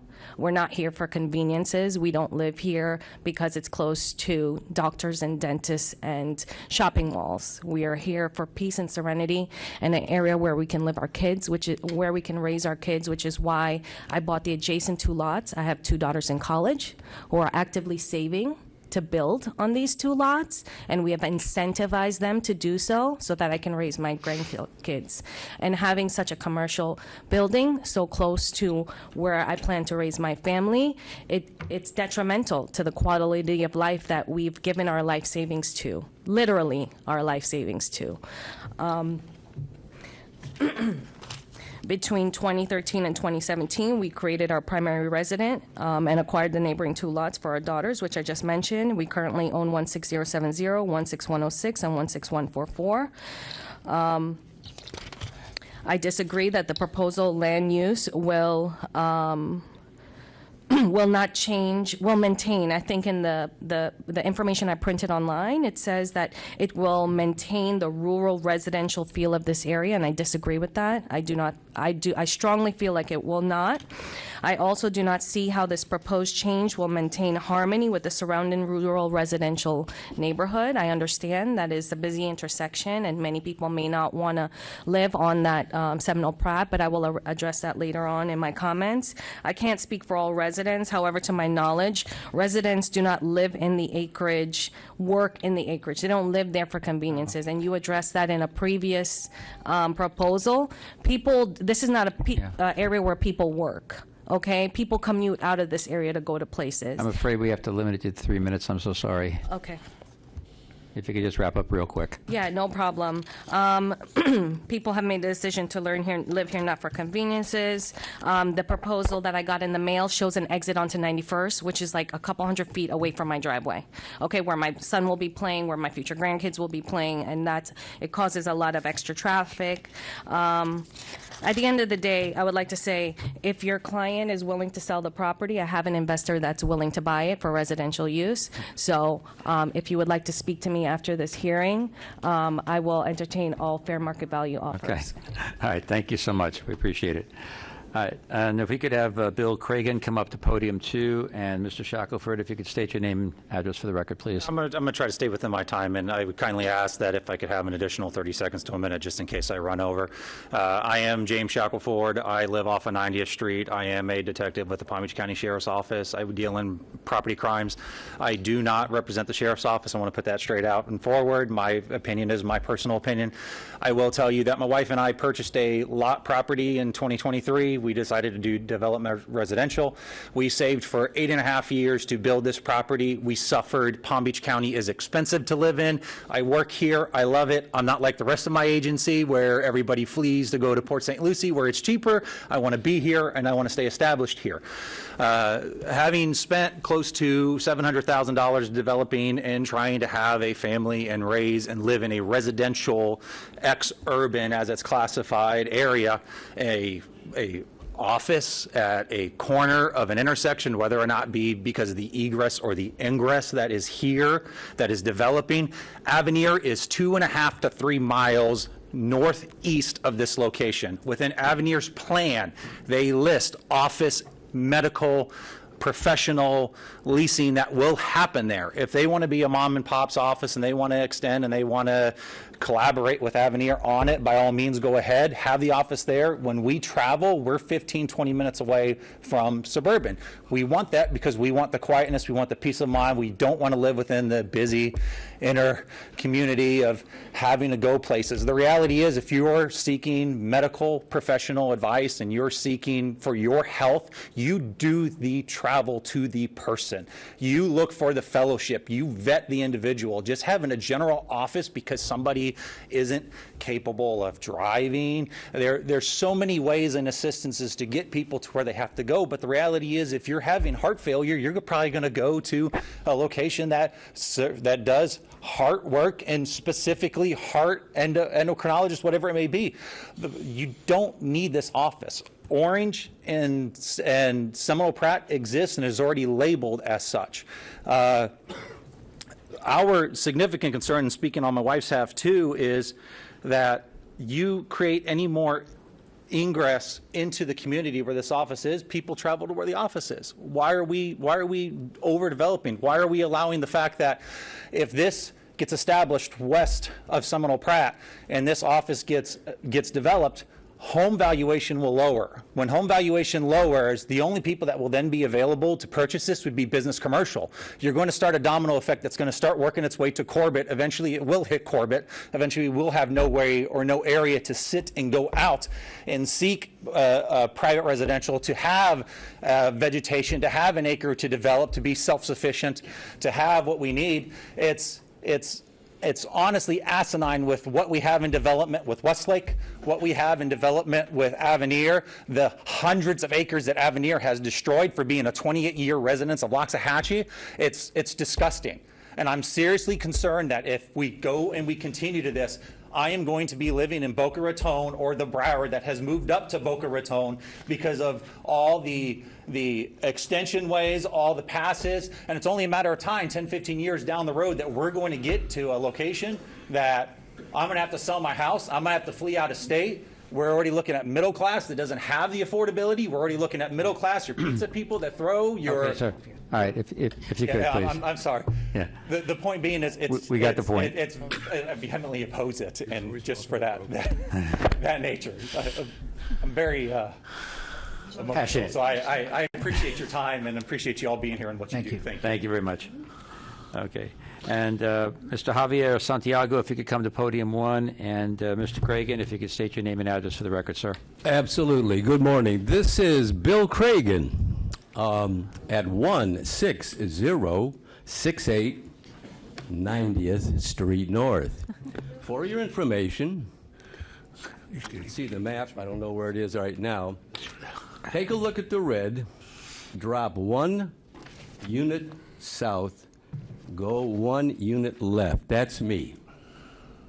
Now, I've only lived there 20 years, so I don't have the wealth of knowledge, information that many people do. But I can tell you right now, anybody that's thinking about building something additional at that intersection is cuckoo for Cocoa Puffs.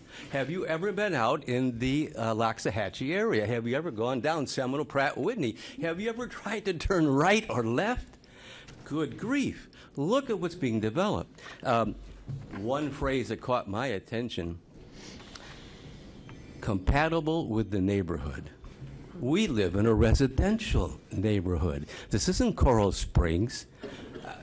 The idea of putting anything commercial at that intersection is absolutely beyond, I can't imagine, anyone's sane condition or recommendation. Listen, I've been there a long time. It's a nasty place to drive. You're going to make it worse. You turning residential to commercial at this site, please. Thank you so much. Thank you, sir. Okay, our last public comment, Mr. Santiago, please. Name and address for the record, sir. Good morning. Javier Santiago, 16069 90th Street North. So I'm the other lot, residential house that's connected on the south side of this property. And I've been out there for a little more than 30 years now, so I've seen everything from the woods to what it is now. And I built this second residential to retire.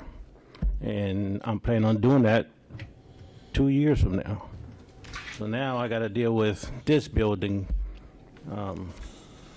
which I don't want. I don't want to look at. My garage is facing this thing, so when I come out retired with my coffee in my hand, I'm looking at this commercial building, which I never planned on ever knowing it was there. I was hoping to have a couples there, a family to be able to share with. So I don't want it. Thank you. All right, thank you. Thank that you. concludes our public comment cards. Thank you, Rick. I'm going to open up for questions, and I believe I'm going to start here with Barbara. I'm going down this way again. Any questions? I have a question.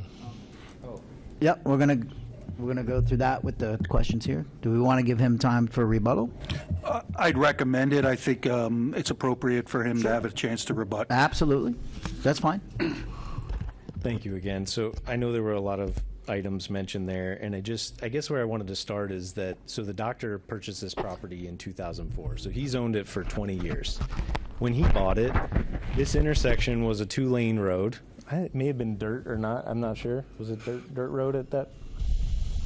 Yeah. So two lane roads in each direction. In the hopes that, and as you can see, he has his 2 children here. He got busy with life and wasn't able to develop it at the time. So now he's got the time. He's matured in his career and wants to be able to build this for he and his wife to be able to serve the western part of the county. He didn't do this to create this 4-lane terminus here and create this huge light.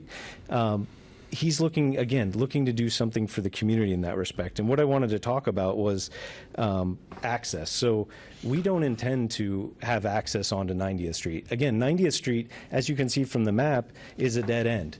So there's no connection to Western beyond 90th. So we don't intend to have anyone, why would we want to have someone come onto 90th?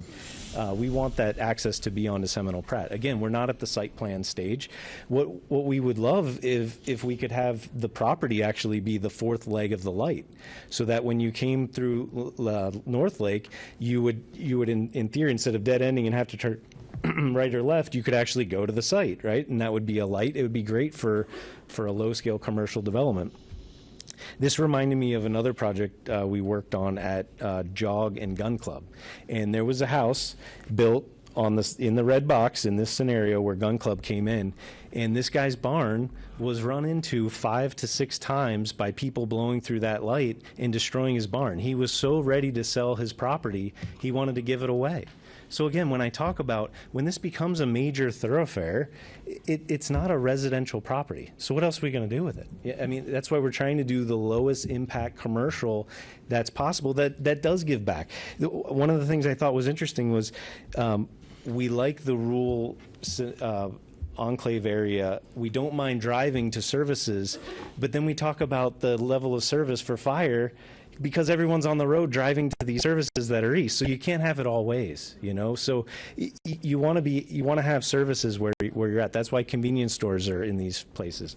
You got to have, you know, I know there's no gas, we're not proposing a gas station, nor could we do it, but there's no gas stations out here. So I know the one that's down North Lake, they gouge everyone. You got to have services in and around where people are. I just also, the uses, we're medical. This is medical office. CLO only allows office and medical office. We're not going to all of a sudden turn around and pop up a drive-through restaurant. That's not what this zoning is. It's low scale, 1-story, small medical. Again, the ingress egress, we haven't gotten through all those issues with the county yet. Drainage, we talked about the off-site property that we'll likely have to buy. And again, not trying to come in and destroy a neighborhood. We're trying to enhance it. We know that folks do live in the back there, and typically when you do have these larger thoroughfares, you're going to have a commercial frontage. That's very typical for the county, for anywhere in the country. That's how things are typically developed out. So we're not trying to come in and impede. It's just this property is no longer ripe for residential, and we're trying to do the right thing. So I appreciate that. Thank you. All right. My apologies there. I'm going to go right down the line here. Barbara, questions? I have seen over these years on Planning Commission a number of applications for what I'm going to call low-intensity professional one-story buildings in and among residential. And when they are built and life goes on, it doesn't pose a problem. In saying that, I'm sympathetic to anyone who lives in an area for years and then they see changes. I think any of us in Palm Beach County can cite locations. I am willing to recommend initiation of this text amendment, recognizing that it is not a high-intensity commercial use. Thank you. Veressa, questions? No comment. Jerry? Right. Glenn? Question for the applicant. So, Josh, you mentioned about the siting of whatever the proposed structure was going to be at this location. And didn't you mention something about it had to be on one end of the property, or couldn't the front of the building could not front Seminole Pratt? Correct. That's so. How's that going to work? I mean, you can't have the back of the building face Seminole Pratt. That would be pretty ugly. So how do you do that? So that's existing language in the comp plan, and basically what we would propose is that the side of the building would be adjacent to Seminole Pratt, and then you'd have the parking, say, on the south side of the building, right? So if you can see, okay. I get that. But yeah, if you were to stack the building, say, kind of in the northern portion of the site, turned on its side so the entrance faced south, and then you'd have the parking lot just south of the building. And so currently this property is wooded area, right? Correct. So it actually has never been developed for residential. There's never been any residential project, probably because of the proximity to the intersection, or? I don't know the answer to that, but it has not been developed. So to address one of the concerns of the residents, so medical use, I've seen medical use done this way all over the county. Typically you have sort of you'll have a corner piece of property, or property like this is close to a major intersection, and people will do small scale medical, and what it does is it does pull traffic from going eastward, whatnot. But the concern I have is, and typically a medical building, at 5:01 p.m., it's done, over with.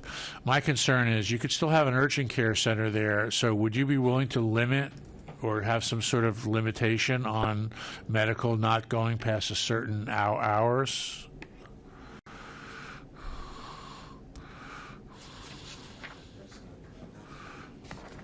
I don't know if it's our place to actually do that, but I would definitely not want to see something that was after hours thing. Well, I think this is just an initiation. That's right. Yeah, that's so it's going to come back to us. us. Yeah. Yes, it'll be back to you. Yeah. So I just put that. This will be back again, correct? Yes. Yeah. Yeah. I support the initiation, but that's something to keep in mind as far as the neighbors are concerned and whatnot. It's never been developed as residential, probably because of the proximity to the intersection.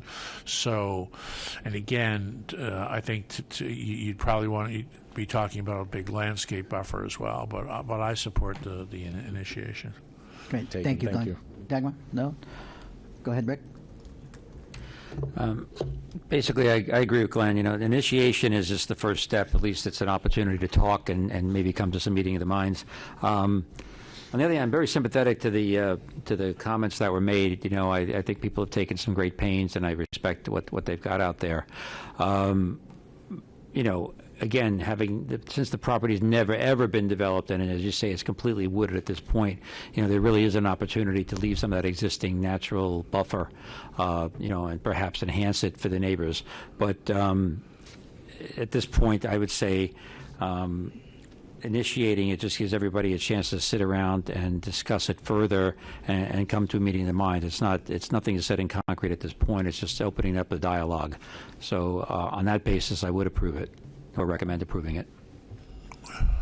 Great. Any questions? Moving down. Good. Michael? Just a couple questions for staff. The floor-to-area ratio of 0.15. What is the FAR for the commercial node at the corner of Orange and Seminole Pratt? Is that 0.05? I think that was stated. I just wanted to clarify. Yes. So for the areas in Peach, those would be, if they got the CLO designation, they would be limited to 0.05.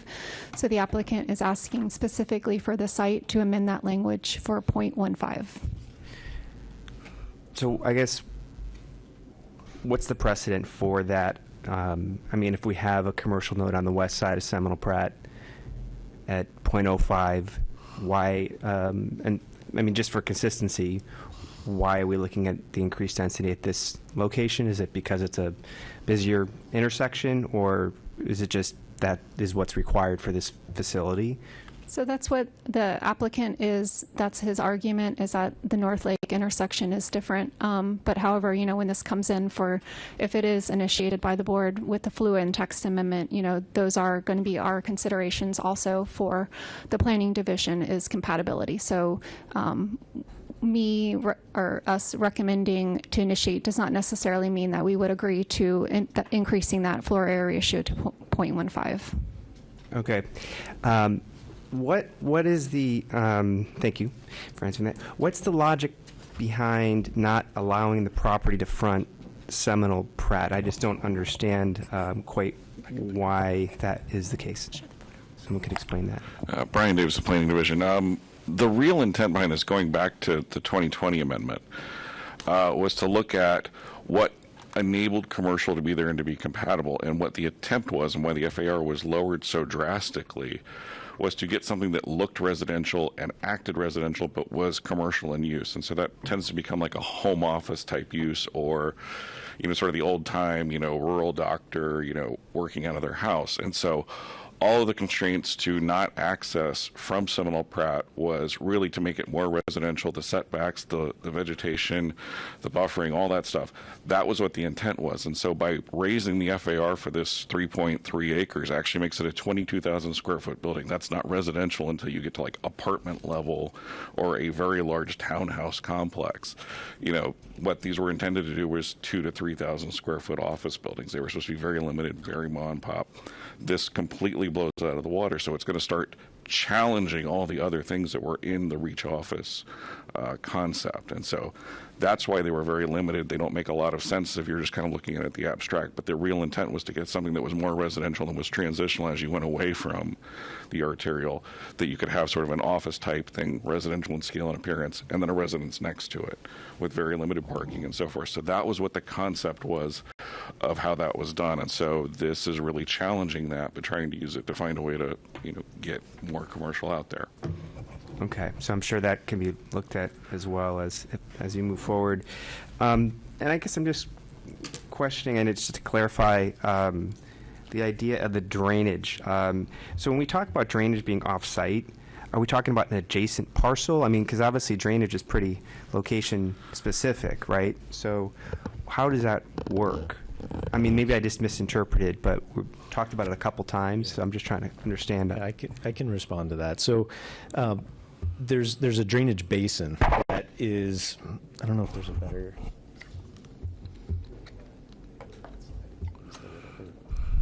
So there's basically a basin that goes from North Lake down to, I'll just call it to West Lake, and then basically the acreage east to west.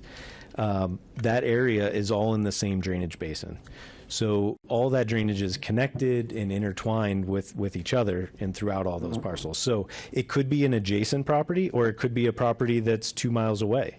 As long as it's within that same drainage basin and you can lower that property to account for the drainage that may be displaced on another property, you're a net zero impact. Okay. So yeah, it doesn't have to be adjacent, can be in proximity. It works for the property. Okay, I just was confused. And then one of the residents in the area stated that they weren't sure whether if they changed the use for this property that it would have to be maintained. I mean, I can't imagine if we do change the use for the property that it could be changed in the future, I guess. So maybe staff, can you address that at all? Sure. So when you do change a future land use designation per the ULDC, there are a list of permitted uses that are allowed, and there's different, some require public hearing process or conditional approval. Something that we look at when we do our staff reports is what those other uses could be. And sometimes we do recommend through a condition of approval that those uses be limited to specifically what they're requesting. So if you saw earlier today with the West Delray, we limited the uses allowed in that CR land use designation specifically only to the RV park. So that could be something also done for the site. Okay. I think that addresses all my comments, but yeah, in general, I support this stage of the text amendment change. I definitely appreciate all of the residents in this area who have concerns. I think to some extent the horse is out of the barn a little bit when you look at the expansion of Seminole Pratt and North Lake. And I mean, my first thoughts were just what else would this parcel be used for? I mean, to your point, I can't imagine someone's going to build a residential property anymore on this site. It just wouldn't make, no one in their right mind would do that. It definitely lends itself to be a light commercial at this point, just like the other areas that are south at the intersection of Orange and Seminole Pratt. And fortunately, this is just how progress moves forward, and again, I can't imagine this would be a residential site moving forward. So thank you. All right, thank you. So no other comments or questions? I'll entertain a motion. I have a question. You mentioned that, the doctor mentioned that some of his patients travel west to east to visit him. So I was just curious, how many patients actually make that trip to visit him?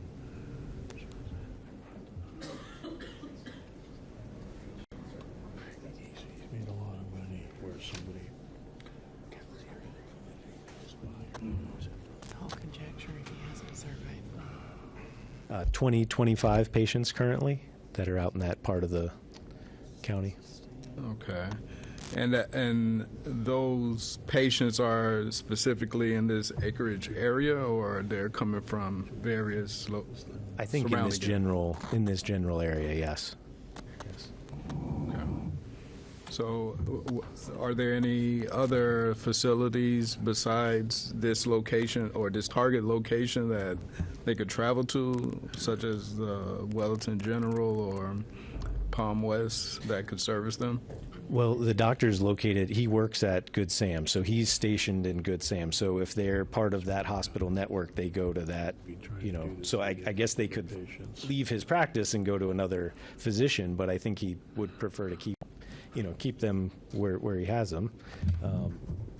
But yeah, are there others? Yes, but he's running a business, quote unquote, through the hospital, and wants to keep the patients. Will this actually increase demand for service by putting that office there? I don't think it'll increase the demand I think it'll help his patients and others that are seeking this similar needs to have a place to go that's local.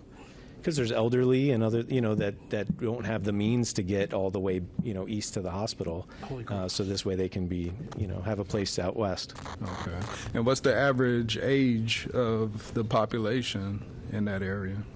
The average age of the population in the acreage area? Yes. That I don't know. I don't know if planning, I'm not sure. Okay. Well, again, I think this is just to initiate, so I think that'll all come back. This will come back to us again. So those are more questions we can ask when we get to that next step, right? Okay. I would move to approve the initiation as submitted. Okay, I have a motion on the floor. Second. We have a second by Sherry. I got it right this time. Took me 3 hours, 3.5, if anyone's 3 hours, 28 minutes. All right, I'm going to call it the vote. I don't think we need a roll call for this one. I don't think so. Or maybe we do. We'll do a roll call vote. I got the look. You get the look. I got the look. I feel like I'm at home. Right. Yeah, roll call vote. Sure. Sherry Scarborough. Farissa Laldas. Yes, since it's just an initiation, but I do have concerns about increasing the allowable FAR. Brian Stenberg. Yes. Rick Stopik. Yes. Kylie Harper Larson. Yes for initiation. Serge DeHady. No. Glenn Groman. Yes. Dagmar Braz. No. Michael Cuevas. Yes. Barbara Roth. Yes. And John Carr. Yes. All right, thank you, Passes everyone. 9-2. Passes. Right.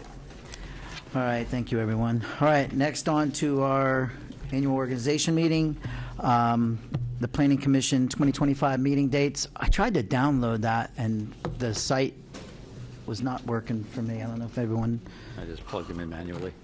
got it. Yeah. So, Yeah, so they'll be the second Tuesday of every month. second Tuesday, we moving I'm it? sorry, second Friday. I'm really tired today. That's what the golf day. I'm sorry, the second Friday of every month, there weren't any changes due to holidays that I could identify. All right, great. Now moving on to elections of a chair and a vice chair. Yes, Rick? I would like to nominate John Carr as chairman for the coming term. I second. Thank you. Okay.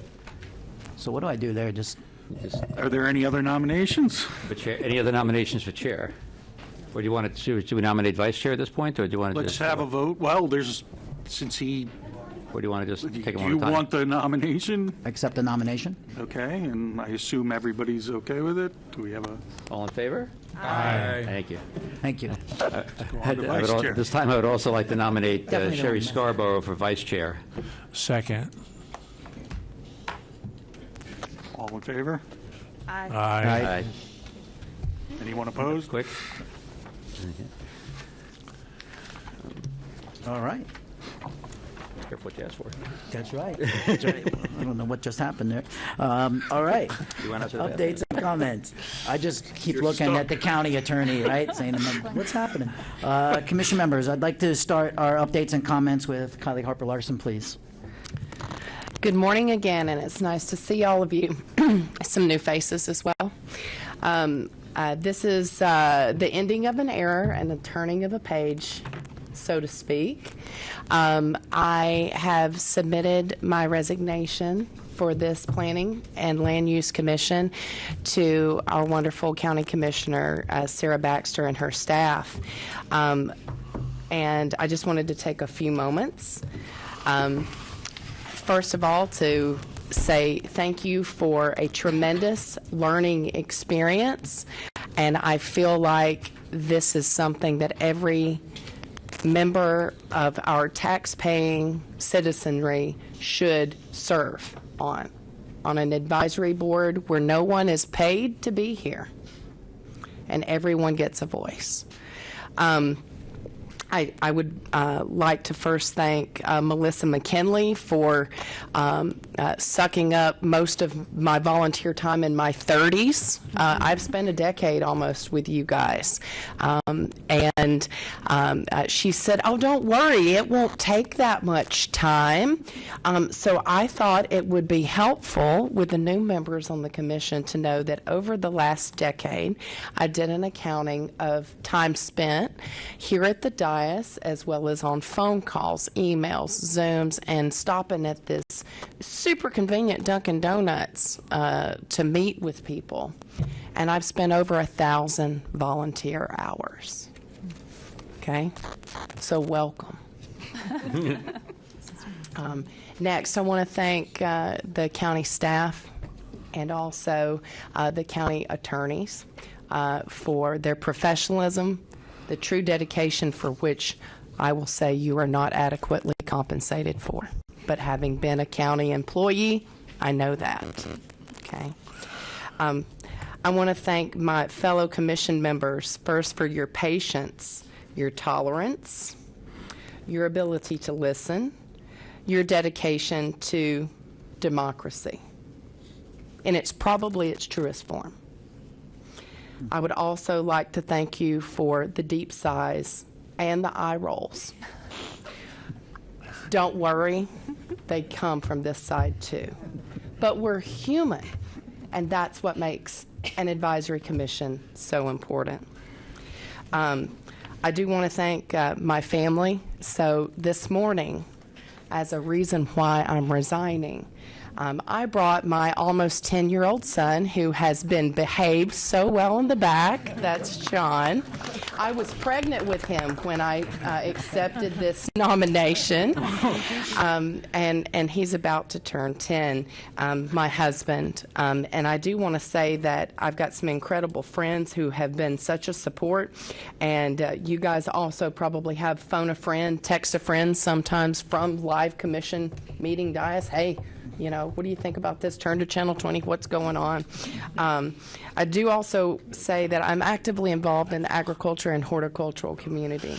We're still the largest agricultural county east of the Mississippi, and I will fight to my dying breath to preserve that. So with that being said, my only regret is that I did not, and so I'm going to leave this as an advisement. Oftentimes, as a fellow scholar with the county attorney of Robert's Rules of Order, I would get highly frustrated by many of the advisory board's members' inability or maybe just noviceness on Robert's Rules of Order. So I thought for expeditious and the expeditiality of running the businesses, we just elected a chair and a vice chair. The county should consider for every advisory board member a requirement not only for ethics training, but also for participation in Robert's Rules of Order and passing a test. It's not just with ethics, as we have seen in our glorious county, headline upon headline. It's not just lovely to participate in something and say you attended. It's really good to be knowledgeable and apply it. I thank you all for your time. and I will be moving on to another advisory board, and maybe to the chagrin of a few people in the room, but maybe to the surprise, I will be entering law school. Thank you very much for your time with me. All right. There we go. So I'm just going to go wide open here. Who would like to start? Go ahead, Barbara. Kylie, I know that the deep sighs and the eye roll comment was directed at me. I get it. And despite that, I cannot tell you how much I've learned from you. So thank you. And yeah, I remember, I remember way back. So thank you. Thank you for your wisdom, your opening certainly my eyes to an area of the county that I needed to learn more about, and I have made an effort to. And you have been an enormous asset to this commission. Thank you, thank you. All the best. Great. Kylie, thank you so much for your service. We're so lucky to have you. You are so knowledgeable, and you always brought such a unique, thoughtful perspective that we were all lucky to hear. I really wish you would stay. I look to you a lot of times for your votes on the agricultural regions and, just ensuring that we preserve and protect that area. You've been a fierce advocate, and I want to do the same. Thank you so much. And thank you so much to staff for everything. My family is in Tampa, and I have like 3 insurance claims that I'm helping them report right now. So I do have to head out. But thank you to all of you. And yeah, please stay in contact. Let's get together very soon. Sure. I just want to say thank you for your service to the county, and good luck at law school. So, Kylie, I'm a strong supporter of agriculture as well. I think probably of all the members of this board, perhaps with the exception of you, I'm probably the person who's picked and shucked and bagged the most corn and tomatoes and peppers and whatnot in my humble state, my former resident state of New Jersey. So, but I strongly agree that there needs to be a strong agricultural presence, because without food, we don't survive. So it was a pleasure dealing with you and working with you. And so good luck to you in law school. I've gone to law school twice. So first from my JD, then my LLM, but you'll enjoy it. You'll enjoy it very much. So good luck to you. Good luck. I wish you well. It's not going to be an easy feat, but I know you can handle it. See, I knew you wanted to say something there. I knew you wanted to say nothing. Come on. It was the letter. Michael, we'll start that way and come this way. It's in the record, yeah. Well, it's only my second meeting, so I didn't get to know you so well, but I can tell from this meeting that you definitely believe in, are very passionate about what you believe in. And I would have loved the opportunity to hear more of that over time. But I've been here in Palm Beach County for 14 years, and when I first moved here, I got involved very quickly in our Downtown Neighborhood Association, West Palm Beach. I served on the Downtown Action Committee for 6 years. I don't nearly have 1,000 hours, but I have few hundred. I'd say, a few hundred in, but I do feel that it really ties you to your community, and if you're not tied in one way, shape, or form to have your voice heard, I feel like you're a tourist. And so I really do appreciate the opportunity that this commission or committee will give me, and I just couldn't imagine not volunteering some time in my community moving forward. But I'm thankful for all the hours that you've contributed, and I know Melissa as well. So she's great, and yeah, she's on like 10 committees, I think, at any given time. So in any case, thank you for all your volunteerism. Kylie, I think you undercounted the amount of hours that you put into this, because you put a lot of thought into it as well, and a lot of heart and a lot of passion into it. And you're a great, you're a wonderful representative of our agricultural community. And, as being an East Sider, I don't have a whole lot of contact with what happens out on the west side. So I really appreciate your perspective. I truly appreciate your volunteerism and all the time that you've put into it and all the energy and, you know, the sacrifice that's gone into this. So thank you and good luck. I hope you do great in law school. Knock 'em dead. And as a freshman to the board, I just want to say good luck to you in all your future endeavors, and keep up the good work, and thank you for your time and service. Thank you. Rick? And likewise for myself as well. I really appreciate the attitude that you brought and the expertise and all. And you'll have nothing but fun your first year of law school. Where are we going to law school? I've got some options open. Okay. And I am going to be pursuing an agricultural focus with planning and land use. Okay, good. So we haven't seen the last year is what I'm No. hearing. All the best. Is that it? All right, well, congratulations. It's been great working with you, and sad to see you go, but looking forward to seeing who they're going to fill that spot with. That should be. And I thought you were. So you thought she was talking about you. I thought she was talking about me. I was actually going to do a sigh when you said that, just for the heck of it. But I did roll my eyes just in case. Oh, she must watch this back on Channel 20 at night. I got caught. Anyways, it's been great working with you, and your knowledge has been wonderful. So thank you so much, and thank you to the commission. Looking forward to working with you, Sherry. So thank you so much for your confidence in doing this. All right. So I know it's late, so we're going to rock and roll out of here. So we have Planning Zoning Executive Director. Any comments? Just thank you, Kylie, for your service. And as I have the deepest respect for you. I went to law school when I had a 1.5-year-old and an 8-year-old at home. So doing this and making this commitment, I deeply respect. So you're going to do great. You're going to be an amazing lawyer, and we wish you all the best. Thank you for your service.